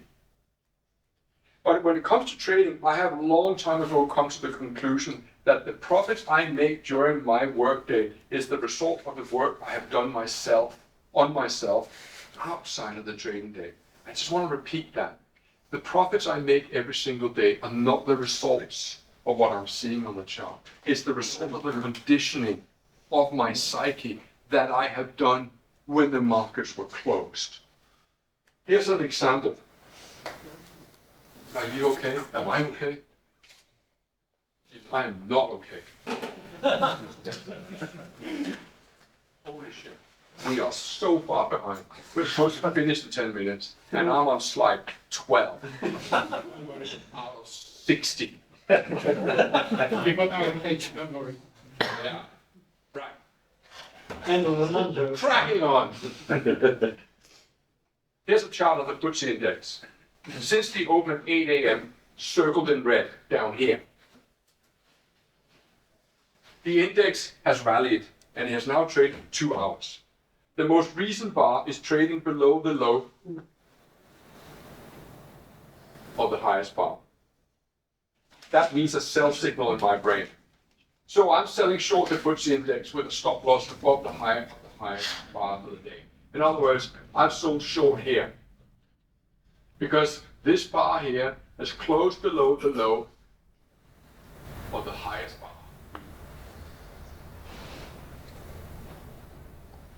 Job done. Now all I have to do is to wait for the profits to collect on my trading account. And then this happens. The market trades sideways for a little while. Then the index begins to trade higher. Over the course of those 10 minutes, my brain oscillates between a state of hope and a state of fear. When the market is ticking higher, the brain deals with the discomfort of being wrong and of losing money. And when the market ticks lower, because I'm short, the brain experiences pleasure and hope. The position is losing, but the brain takes great pleasure in seeing a loss being minimized or at least reduced. At the close of the 10-minute bar, circled in red, the position is looking better again. I exhale a sigh of relief. I'm telling myself that this is good news for my position. At this point, I need you to be mindful of something important. We're not playing with a pittance here. We're playing with a meaningful stake size, one which is big enough to be meaningful to you, but not so big that it causes you irrational decisions. In other words, you feel it, both when the positions are going with you and especially when they're going against you. Money management. Money management is more than just an old worn cliche. It's a dialogue with your subconscious. Have we reconciled emotionally what we're going to risk on any given trade? Have we imagined its impact in our minds through simple arithmetic? Have we quietly contemplated how we would handle, say, 6 winning trades or 4 losing trades? Have we felt what it's like to lose in a day what an average earner makes in a month? Have we considered its opposite? Losing is tough, yes, for sure, it's tough to lose, but winning is tough too. I want to tell you a story about a friend of mine who sought my help. And this story is, I'll keep it short, but a story is that a friend of mine contacted me. He was an exquisite trader. He is an exquisite trader. And I think one of his greatest qualities is that he seemingly seemed fearless. He would put on enormous sized positions, 5,000 Danish kroner, about 500-600 pounds a point in the DAX. Very, very big positions, something that I only see people like me do that. I don't know anybody who trades bigger size than I do, except of course for institution. But there he was. His problem was that he could be making 150,000 pounds on Monday, and then he would lose it all on Tuesday, and then he would make it all back on Wednesday, and he would lose it on Thursday. And he gave me access to his brokerage report, and I scheduled his performance on a daily basis on a diagram, and I showed to him, and I said, you know what you should do? Every single time that you have a winning day, you shouldn't trade the day after. And he sort of laughed a bit. Yeah, that's funny because I always lose the day after.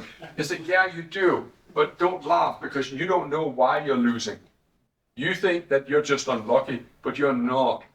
What happens is that your mind gets such an intoxicating cocktail of what?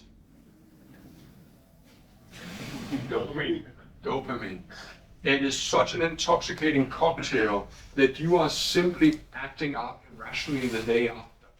You are simply the result of an absolutely overcharged emotional system. So when you come to work the day after, you're still riding high from the day before. You haven't come down again. And so by you not trading the day after, you give your physical body an opportunity just to calm down. And the flip side is, if you have a really bad losing day, you might actually check your own track record and say, hey, maybe I should just not trade today. Maybe I should do something entirely different. And of course, you're always going to regret that because you think, oh, I would have bought there and I would have made a lot of money, etc. But over time, you'll find that when is it you actually trade at your best? I want to discuss that with you at some point today. When is it you actually trade best? Under what circumstances do you trade at your very best? That's a really interesting proposition to ask you because it could be a combination of two things. One, it could be that you trade at your best because the environment suits your particular personality. So for example, when am I doing really well? I'm doing really well when this market tanks, and less so when it, okay, so that's one circumstance. But I also know that I trade really well when I'm calm, rested, well nourished, i.e. I trade really well when I'm on holiday because I seem to be calm and the gentle waves are, I'm not saying that I don't know if you know this about me, but when I go on holiday, that's not kind of your holiday. Your holiday is you truck up with us in the airport with one suitcase, right? And you're like, yeah, let's check this in. And then you go to your destination and you unpack the sun cream and off to the pool. This is Tom Hugard traveling, yeah? And here's my first suitcase that contains all the normal. Here's the second one, which is a 24-inch screen. Yes. And so when I then arrive at my destination, I spent the first 3 hours just finding the right place, like moving the furniture, and then what can I trade like this? It's the sun glaring. It's a nightmare to go on holiday with me because it doesn't look like anything like a holiday. But nevertheless, that's the life that I've dedicated myself to, and I enjoy it.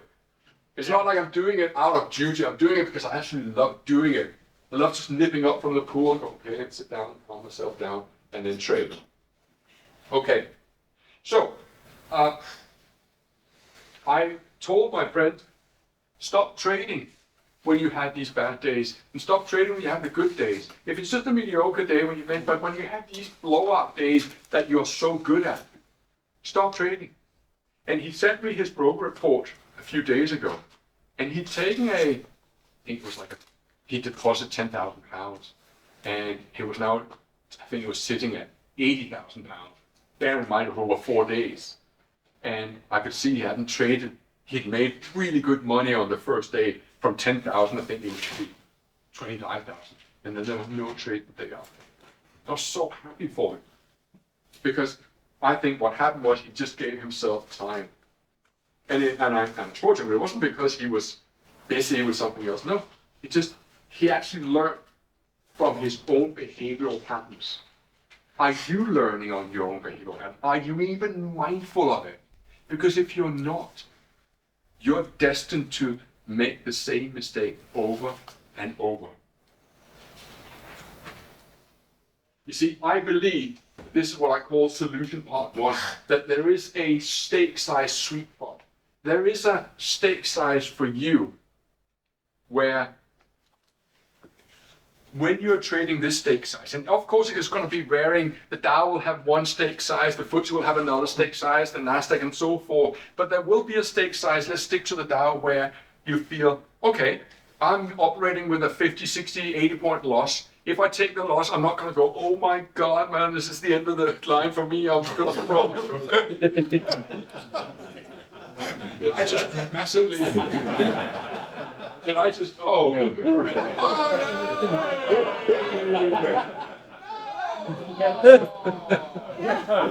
That's great. How are you saving time? Now you know what's coming. So there is a stake size just for you that is suitable for you, where you go, when I trade this stake size, I'm stretched. But I'm not stretched to the point where I'm emotionally unhinged. But I'm not trading so small either that it doesn't mean anything. We can all be really good traders when we're trading 10 cents a point, right? But do you take much comfort in making 100 Dow points when you're trading 10 cents a point? Or demo accounts like that, whatever. You know? Yeah, I mean, demo accounts does have some functionality to get the platform going, but apart from that, I fail to see how it actually drives our learning forward. So I agree with you. So for every single one of you, I think one of the first things that you need to do is decide, hey, what is that point of trading size where at this point here, I'm stretched. I'm not complacent, but I'm not reckless. I'm just in that sweet spot. That's what I've done for myself. But I do it before the trading day starts, because then I am not, shall we say, making it up as we go along. Now, I took this picture here because I really like it. First of all, because they are my two heroes. This is Rafa Nadal and Roger Federer headed out to center court for the final. It's not really the picture I want you to look at. I want you to read what it says above. It says, it's a poem by Rudy Kipling. It says, if you can meet, it's the poem called If you can meet with triumph and disaster and treat those two impostors just the same, then you shall be a man. Yeah? Now, think about this for a second, and then hear me out. What is the meaning behind this poem? In this poem, Rudyard Kipling, he advises his son to move through life with composure and always to exercise self-control, integrity, and humility. This means never letting triumph nor disaster, events either good or bad, to go to one's head. That is so important for us as traders, because if there's anything I know from experience is that having spent 10 years on a trading floor, I can guarantee you that the point in time where clients are most likely to lose and lose big is after a, can you finish that sentence? After a big win. After a big win, they seem to become reckless. And either emotion are imposters in our psyche. Look, you might look and go, what the hell is this? Is this like a stoic class? Does this guy feel wealthy? Is he a psychopath? No. But I have had to transform myself into something else in order to operate optimally as a trader. I told you right from the get-go that normal thinking is not the pathway to success in trading industry. It isn't. And normal thinking and normal behavior go hand in hand. And so too does not normal thinking. There is, for me, this is a romantic picture. We have two arch rivals headed out for battle. That's what the photo tells us. But how does that apply to our daily trading life? What does it mean to treat the imposter of triumph and disaster just the same? There is a line of thought in psychology that argues that we should never meet our goals. The goal in itself is not important. It is the person we become as we journey towards our goal. I don't think it does us much good to be told, do not let victory or defeat go to your head. It's about as useful as to say, hey, let your profits run and cut your losses short. It's true, but what is meant by it and how do we put it into practice? So, the following bar here, do you remember it? I'm short from here, and this bar here made me look good, and now this thing happens here.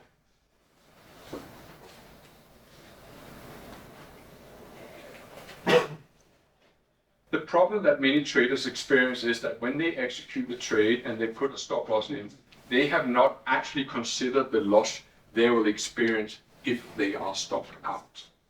It is one of the reasons why people, at times, I saw it many times, at the brokerage I worked at for 10 years, they actually move their stop loss or they don't have a stop loss altogether. And as the market begins to move higher and higher, I've actually got quite a lot of text here, but I think I just want to move a little bit past this for the sake of time. Is that one of the things that I had to learn was to take my defeats and turn them into a victory. And what I have done here is an example of that. I have highlighted this particular pattern here. The market makes a high and then closes below the low of that high. The next two bars look like it's going my way. And then during this phase here, the market looks very bullish, only to come back down again. That's what I've highlighted here. Then the following bar and the following bar completely reverses whatever bearish tendencies I thought there was in the market. When I'm confronted with something like this, I remind myself of a gentleman called Kobe Bryant. And it's the playoffs in the 1997 against the Utah Saints. He plays for the Los Angeles Lakers. When Kobe Bryant tragically lost his life, many articles were written about him. And many things I didn't know about him came to light. While most articles focused on the greatness of the man, and rightly so, a journalist from the Guardian newspaper in London, Andy Ball, took a different approach. He dived into Kobe Bryant's relationship with failure.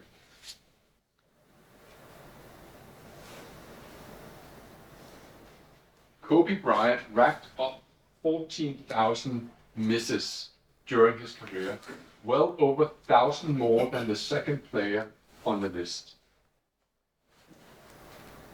Bryant's success began with working to conquer his fear of failure. So I asked myself a simple question. Should I have seen this coming? Much of our progress as a species and as individuals come from our setbacks. That's why I said earlier that I actually seek the less traveled road because I need the struggle to feel alive. Our relationship with setbacks are highly correlated with our position in the food chain. Do we treat setbacks as just that, but with no lesson? Or do we learn what needs to be learned, if anything? As we go back to Kobe Bryant, that night when he arrived back in Los Angeles, having had to missed 5 air balls. An air ball is when you hit for the basket, and the basket doesn't even make contact with the, you call it the rim? That night, he didn't go to bed. He went to the local gym. The janitor let him in, and he shot balls all night. The story will tell. It was his relationship with failure that ultimately led him to becoming arguably the greatest basketballer in all time. And I know it's a bit of a cheap shot, to sort of associate myself with Kobe Bryant because I'm nowhere near his greatness. But that's not my intention either. My intention is to draw parallels between immensely successful people and how we can adopt that approach and how I use that for my benefit and quite frankly for your benefit every single day. For example, take the behavior of the market at this close up of the FTSE. Is this common?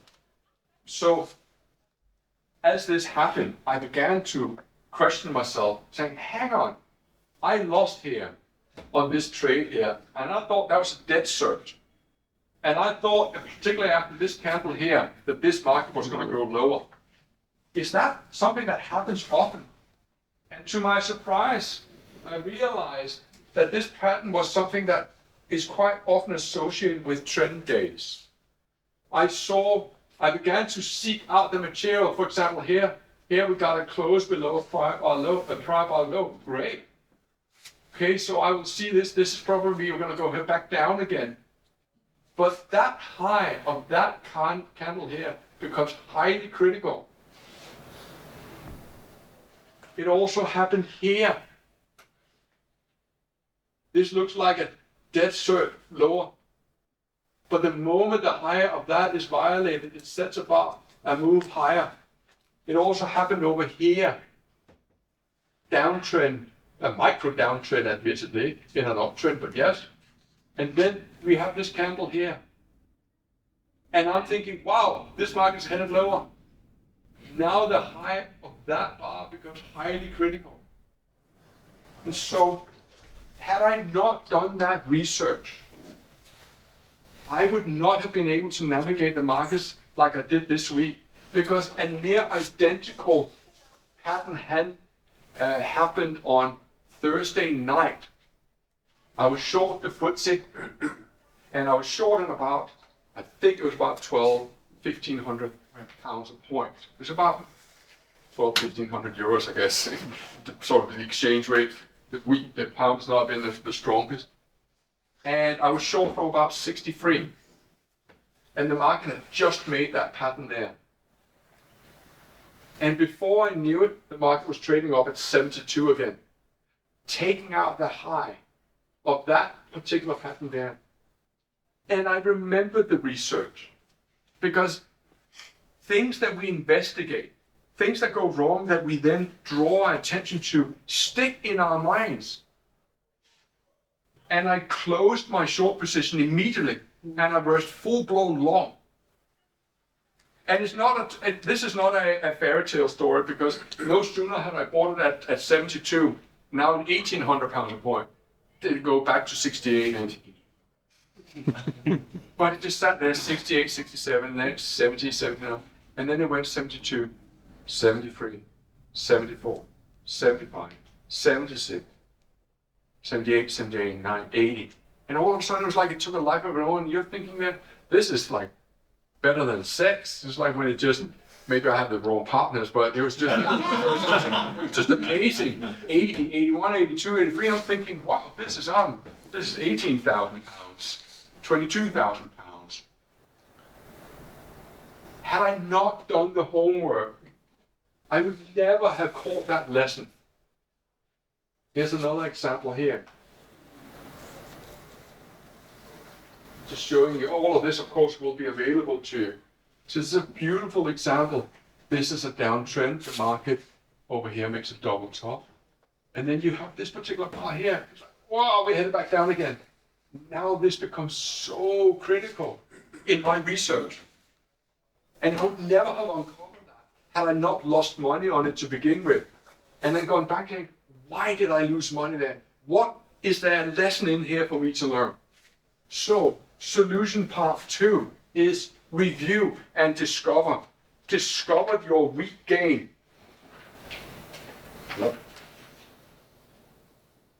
Do you review your trades? Just quickly check this line. Okay. It is 11:15, right? Yeah. Yeah, cool. Do you review your trades? Do you know why you're failing? Because if you don't know why you keep losing, then you have no chance of improving. What daily habits support your ambition of becoming a profitable trader who can hold his own in a world of highly motivated operators? This is psychology in its essence. We might think that trading psychology is just all about sitting, barefooted with a candle and singing Om Sai Ram. But the reality is that psychology is also honing in on the very things that we fail on. And when we're talking about what's normal thinking and what's not normal, I assure you that going over your past defeats is anything but normal. Because if it was normal, the failure rate in the brokerage industry wouldn't be. I would like to read something for you. Sorry. And you are going to get this as well, of course. I'm sending this to you. Are you okay? Yeah. Are you sure, guys? Yes. It's tough going, isn't it? It's like, me, this is a lot more. I thought we were just going to chat and look at a few charts and have a giggle. You all right, Belinda? Thanks for coming. Do we review our performance? How do we even train as traders? Well, there are ways we can do it. It's important that we acknowledge that practice does not make perfect. Do you understand that? Truly? That if you keep practicing the wrong thing, you're not making it perfect, you're just making it permanent. And there's a big difference between perfect and permanent. This is why it is important to have a mentor. But having a mentor in trading is not straightforward. For example, I'm a mentor of sorts, but I'm not the kind of mentor that can mentor people individually because my income is derived from trading, which pays much, much better than mentoring does. Unless, of course, I'm a helicopter guy who seems to be making a fortune from providing nothing. Unless, of course, you're prepared to pay me tens of thousands. Although notice I didn't stipulate the currency there. So you could argue you could pay me tens of thousands of Zimbabwean dollars. Which make it an attractive proposition for you, but not necessarily for me. Joking aside. Nevertheless, we can take daily steps towards our goal of becoming profitable traders by going through some simple but laborious steps. 1. We can daily review our performance. Perhaps you learned a visual orientation, in which case it is obvious to mark your trades on a chart and inspect the charts regularly. We can set goals, not goals, but process goals, such as I will review all my trades before I go to bed. The truth to success is nuanced and will depend on more than one factor. Nature versus nurture springs to mind, but having stated that, I'm a firm believer that we can surpass our own current perceptions of what is possible by creating a foundation that nurtures and encourages a daily routine for our process and our review process. We can think about how we're going to get better at what we do. Thinking about how do we get better. For example, we can hire charging packages cheaply that has a playback function, which will enable us to play the price action one bar at a time. Goal-directed practice activities such as these will create a change in your mental chemistry over time. At the heart of the matter is that there are many dedicated chartists and there are many dedicated analysts who would like to trade well, but they can't because their training is one-sided. I was good at sports and I could probably made it as a professional in football had I directed my attention towards betterment and had the proper support network, but it wasn't. As traders, we have to create our own network and our own support group. Now listen very carefully. Just because you're good at something to begin with, to be successful, you almost have to be a changed person. Famous researcher Anders Ericsson, he talks about deliberate practice and the 10,000 hour rule. Have you come across that in your musings over time? It was Malcolm Gladwell who brought this to the attention of the world through his book Outliers. I'm an outlier, and I know why I'm an outlier. And you can be an outlier too, if you do what I did. You too can do exactly what it is that I am doing. In order to get better, you need to change how able you are to do something. True improvement doesn't come from idly going over old charts. In other words, you sitting there poring over the charts drawing a few lines and applying a few moving averages will not do one iota for your improvement. I know that's provocative, so please just hear me out for a second, because I think this is probably one of the cruxes of the entire speech what I'm about to give you now. And one of the things that has truly developed my understanding of trading. In order to get better,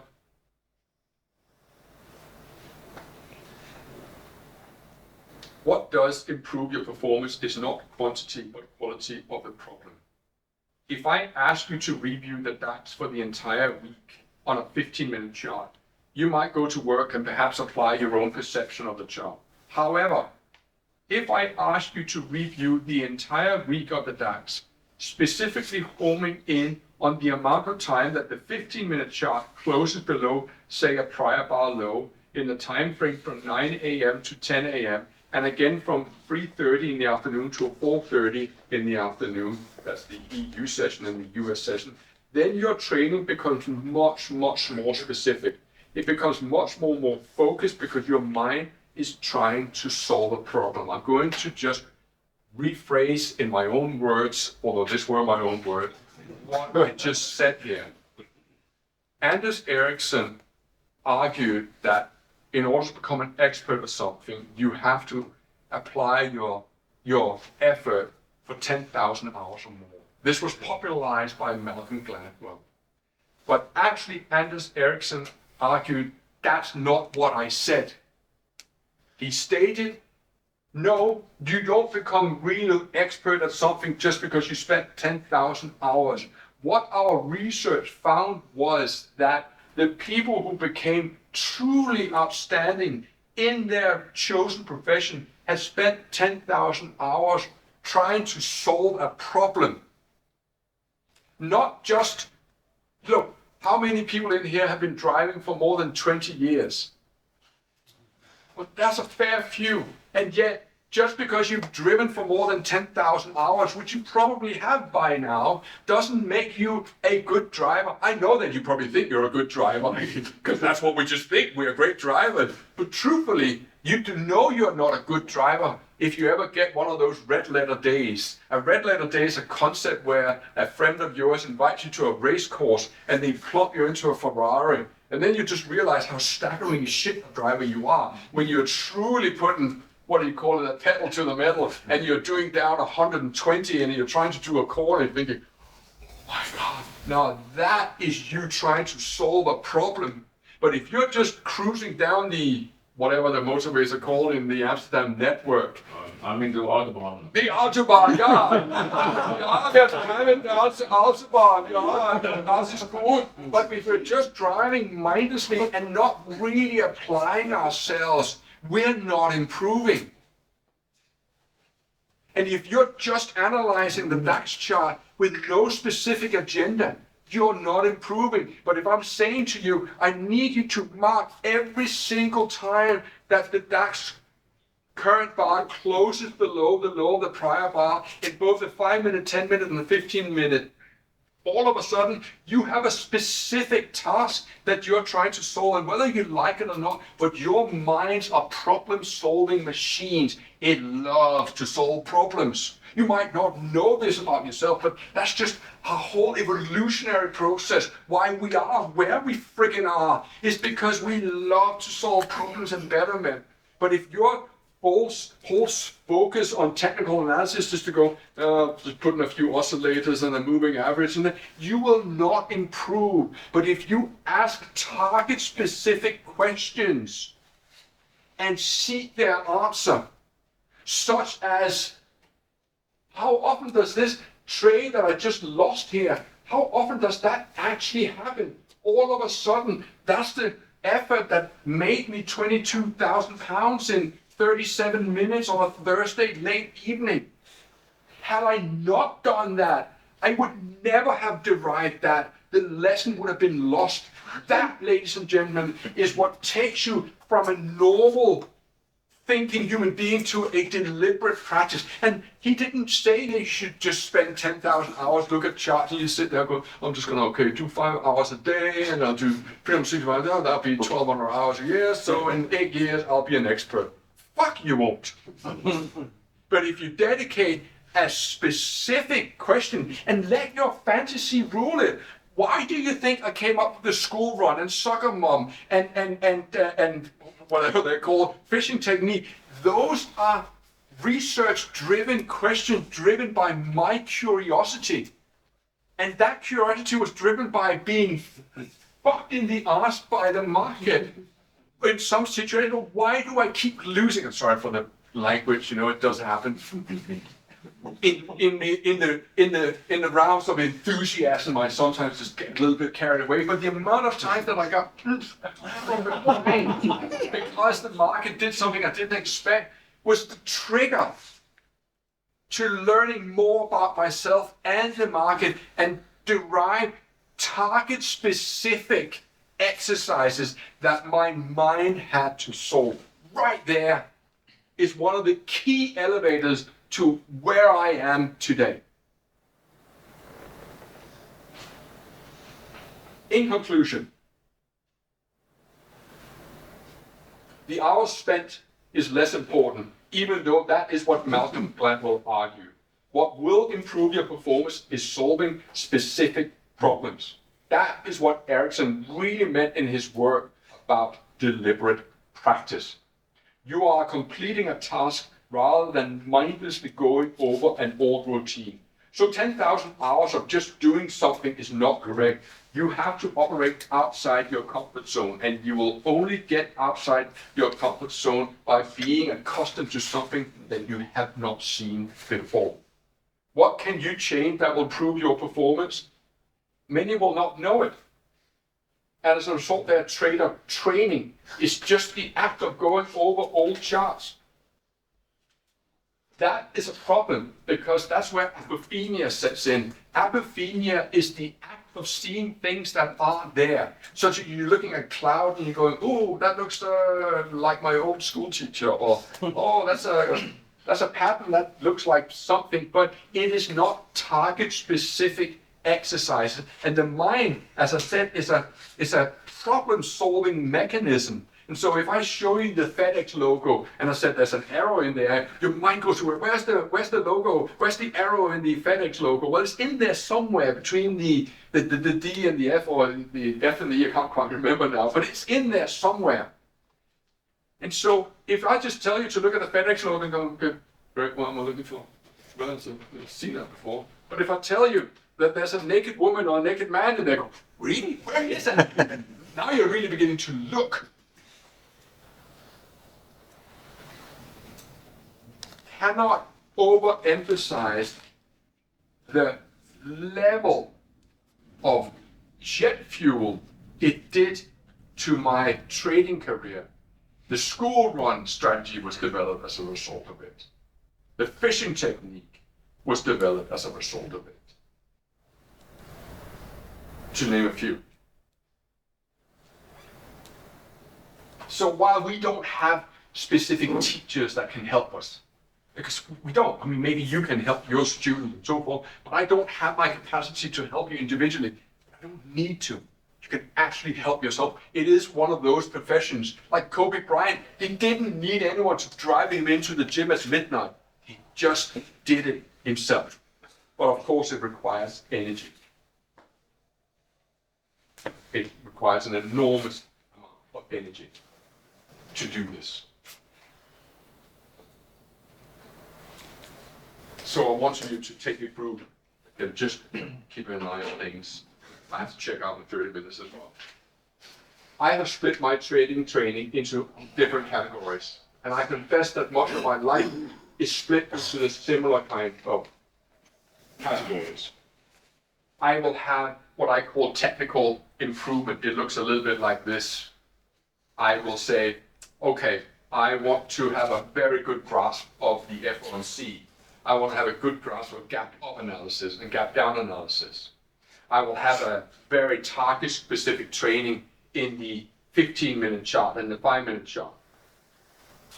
my ex-wife was a ballerina, and to see the training they went through was frightening. They have just to do something like this is years and years and years in the making. But in Swan Lake, there is this particular moment that has been thrilling audiences for decades.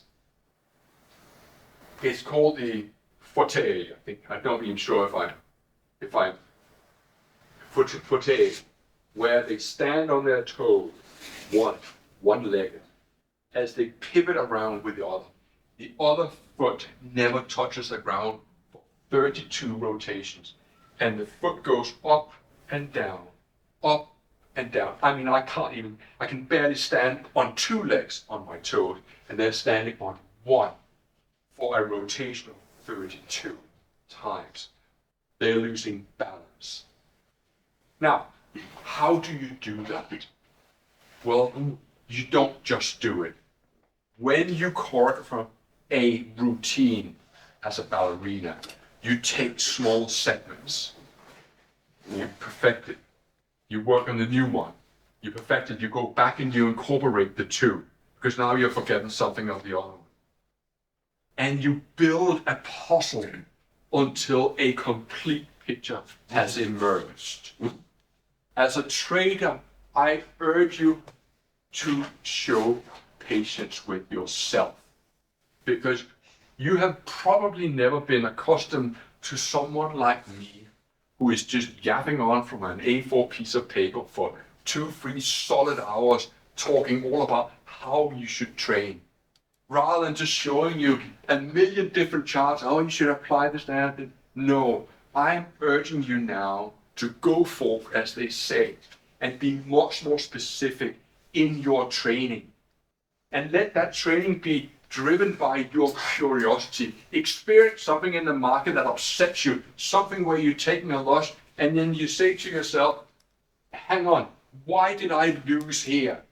What pattern can I learn from? Hey, why am I always losing from 11 o'clock in the morning till noon? Maybe this is not the optimal time to trade. If you don't know what is causing you to lose because you're not reviewing, you will never get better.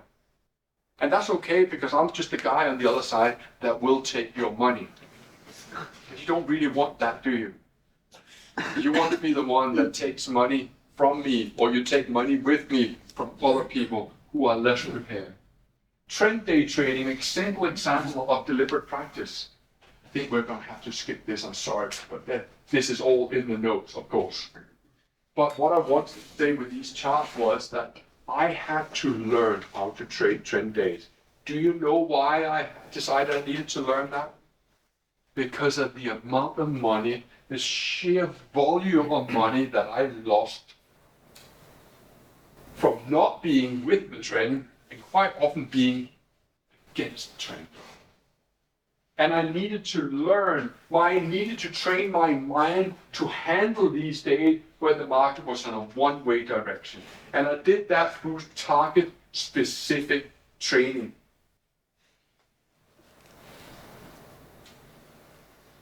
FOMC training. I needed to get better at that. Do you know how you benefited from that? Yeah, I put you through 40 minutes of waiting at the last FOMC. And then we nailed a 50, 60 point runner in the Dow. And bang, in, bang, out. Took us what, 5 minutes? And then you were 60 Dow points richer. Do you know how it came about? Here's all the FOMCs for the last 2 years. Go through every single one of them. Now let me zoom in on a couple of them. These are 10-minute charts. Sit and study them, printing it out. And that's how I came up with what I call the rule of 4. I've never told anyone about the rule of 4. Yes, you have benefited from the rule of 4, but I've never spoken about it. This is the first time that I ever mentioned the rule of 4. But the rule of 4 very quickly states that when the announcement is made, you're going to have the first bar. That's the first bar number 1. Bar number 1. Bar number 2. Bar number 3. Bar number 4. And I found that if we find a break of bar number 4, rule of 4, then that's the one I need to go with. 1, 2, 3, 4. When it breaks, I need to be with it. 1, 2, 3, 4. Be with. I think it's the same one. It's 10 minutes, no? Yes, 10 minutes. Okay, so what means? Yes, 40 minutes. Maybe I should call it rule of 40 or something like that. Maybe I'll come up with a better name. But boys and girls, ladies and gentlemen, that is target specific training. This is not just, oh, how did that happen? No, you're breaking it down into the smallest components that you can think of, that your imagination will let you. And you go, I will get to the bottom of this. Just like the ballerina trying to do the front. She doesn't do 32 in one go, does she? Like one at a time, and she falls and then and then back to it. And so too it is with FOMC. 1, 2, 3, 4, buy it. 1, 2, 3, 4, sell it.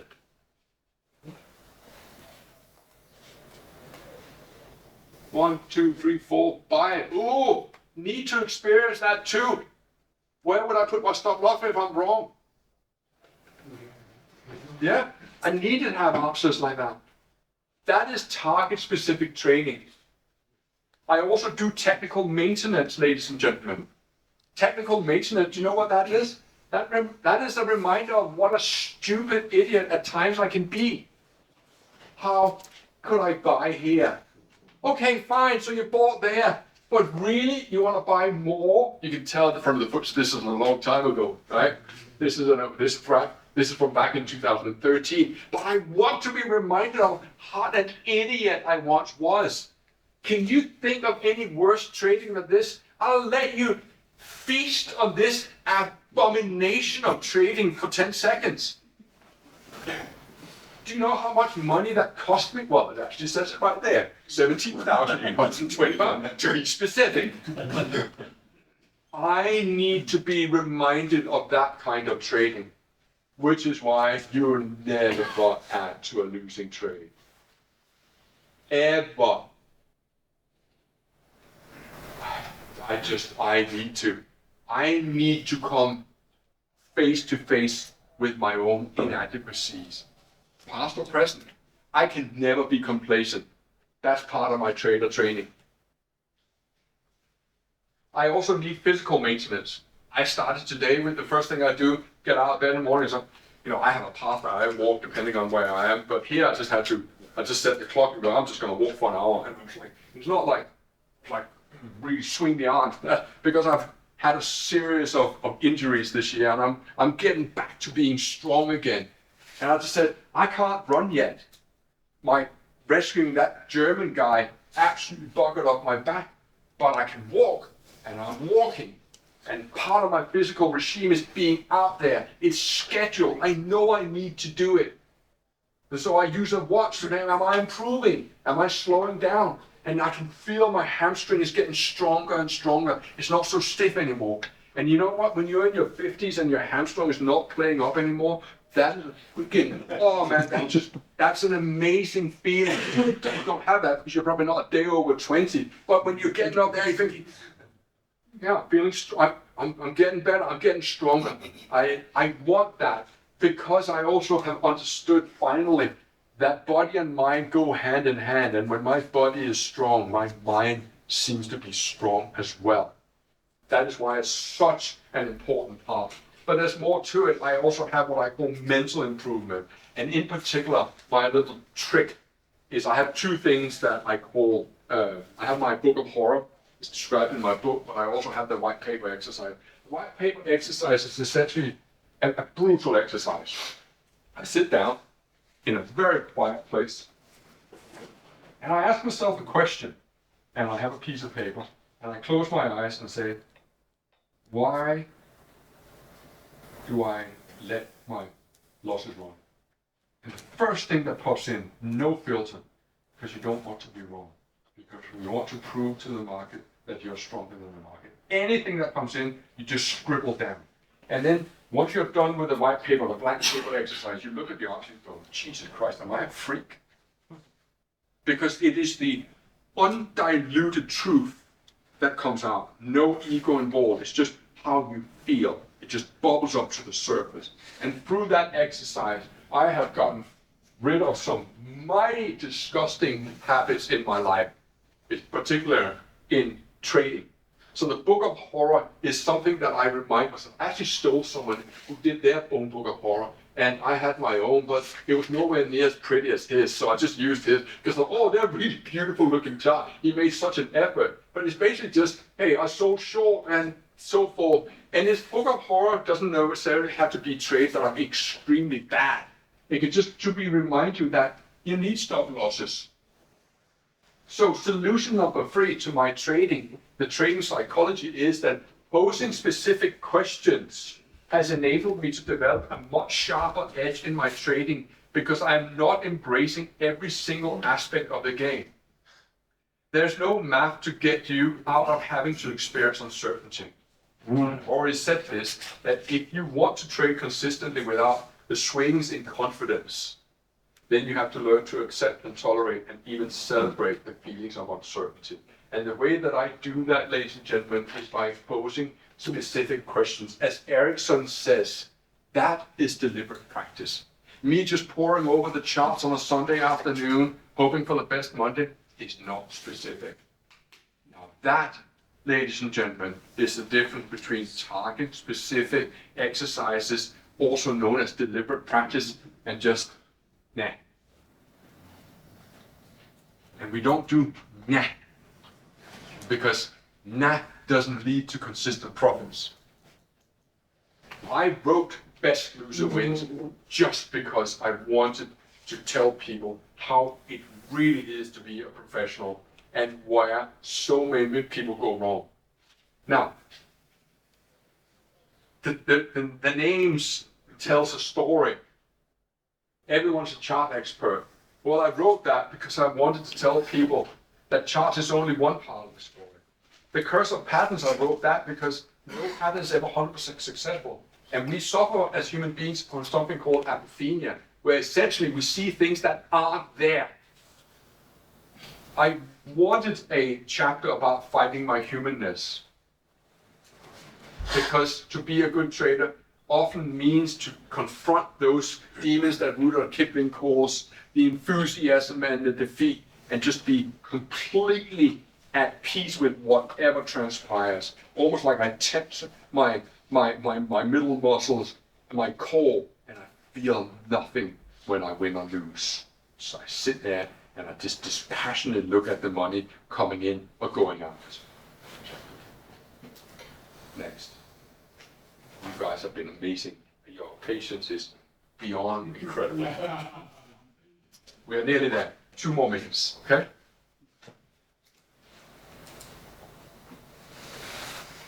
I took some getting started. Some fans are saying like Pepper's Could have been any broker. But there's actually nothing about what's truly important. How to read candle charts, trade opportunities, day trading for it, gapping, slipping. There's nothing about how you conduct yourself. This is from a course from 80 years ago, 90 years ago. And they fell for line and sinker like we are today. Someone comes up with a secret. No. Do you remember movies in the 80s? I'm obviously not talking to you now. Do you remember a movie in the 80s called That Was Then, This Is Now? It had Emilio Estevez in, Charlie Sheen. Anyway, it's not like a chick flick, it was like a boy flick, wasn't it? Like, hey, boys do boys and then become into men. Well, I would like to tell you my own. That was now, this is then. These were my old hang-ups. I traded small because I'm scared. I traded DAX without knowing what I was doing. Same with Dow. I won a little, quite often. I lost a lot. Too often. I suffer from supermarket mentality. I traded with no real plan. I had no way of knowing what to trade. I celebrated wins, extrapolated if I had a good day. I said if I could do this every day for the week, then I ignored the losing trades. That was then. This is now. I trade fucking huge. And I put that in an asterisk because a broker called me and said, if you insist on trading fucking huge, you can't trade at such tight spreads. He was like, right, how go with me? Okay. Yeah. I have developed index-specific trading strategies that are very time-specific. School run is very time-specific. I'm respectful of the Dow. It can give and take quickly. I lose often, but my wins are bigger. I don't have an impressive win-loss ratio. I'm completely the opposite. I smell blood when the market is going in one direction. I trade with a plan specific to the instrument and the time of the day. I don't look too deeply into wins, but I look very deeply into losses.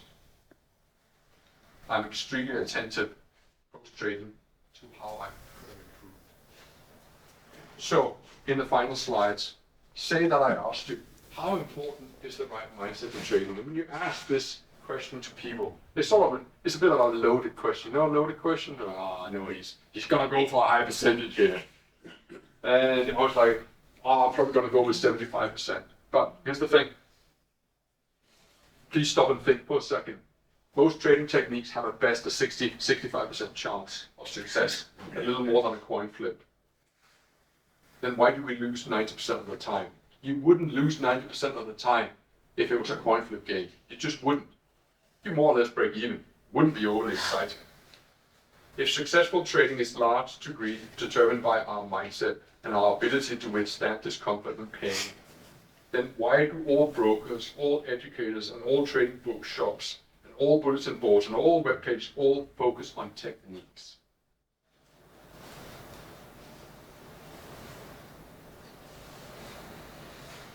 History repeats itself, but in such a cunning disguise that we never detect the resemblance until damage done. Sidney Harris said that, and that's the reason why I use and deploy very target-specific training, and I review my performance. And the reason why I review my performance is because such gold nuggets as that FTSE chart that show that candle or whatever, hanging man or whatever the pattern is called, that was gold dust to have done that research. Okay, I'm gonna just cut the last few here. There's a few. I wanted to just do this one, okay? Back in 1996, my favorite movie was a movie called Swimming with Sharks. It's with a very young Kevin Spacey, before he, you know how to finish like this. So when you ask me how to become a good trader, it's because I learned early on that there are no shortcuts, no hacks, no apps, no newsletter I can subscribe to, no books, no courses, no nothing, but hard, focused, dedicated, target-specific work to get to the top, to the best version of myself. I'm not doing it to beat anybody but myself. He has this speech, Kevin Spacey, and I loved it, and I could just recite it. A bit like, you know that movie called Pulp Fiction, and Samuel L. Jackson, he has this, you know, I walk through the valley of death. Do you remember that one? He always dead. Yeah, and if you heard that, you know you'd be dead. Well, how is it starts? You will know my name is the Lord when I lay my vengeance upon me. That speaks there. He was quite famous for. Well, Kevin Spacey has a similar one in Swimming with Sharks. See, that's the problem with you MTV microwave dinner generation. You all want it now. You think you deserve it just because you want it. It doesn't work like that. You have to earn it, you have to take it, you have to make it. But most importantly, you have to decide what is it you really want. So if you strip everything away, it's this one here. But first, you need to decide what it is you really want. Well, a long time ago, I decided I wanted to be the best bloody trader that I could be. And when I began to realize through observing people buying Marconi all the way down, through observing that 25,000 traders execute 43 million trades over 12 months, and they actually end up losing even though they have a 65% win rate, I knew that conventional thinking was never going to get to my goal. And hopefully you do as well. So I'll leave you with this. Slow progress is better than no progress. Stay positive and don't give up. You might not like every minute of it, but I tell myself when I am in it that I'm loving it. I'm cheating my mind out of a dopamine post-rush. The dopamine rush comes as I'm doing it. The dopamine rush I'm getting, and I've been getting it for the last 3 hours, is talking to you. There's no dopamine rush when this is over. And there was no dopamine rush before I went into it. I'm getting the rush while I am educating you. Well, ladies and gentlemen, we somehow managed to hold it within 3 hours. I thought this was going to be 2 hours. Shame on me, huh? That's probably one of the things I should have learned from, was that, yeah, if you say 2, add 50%, mate. But we did it.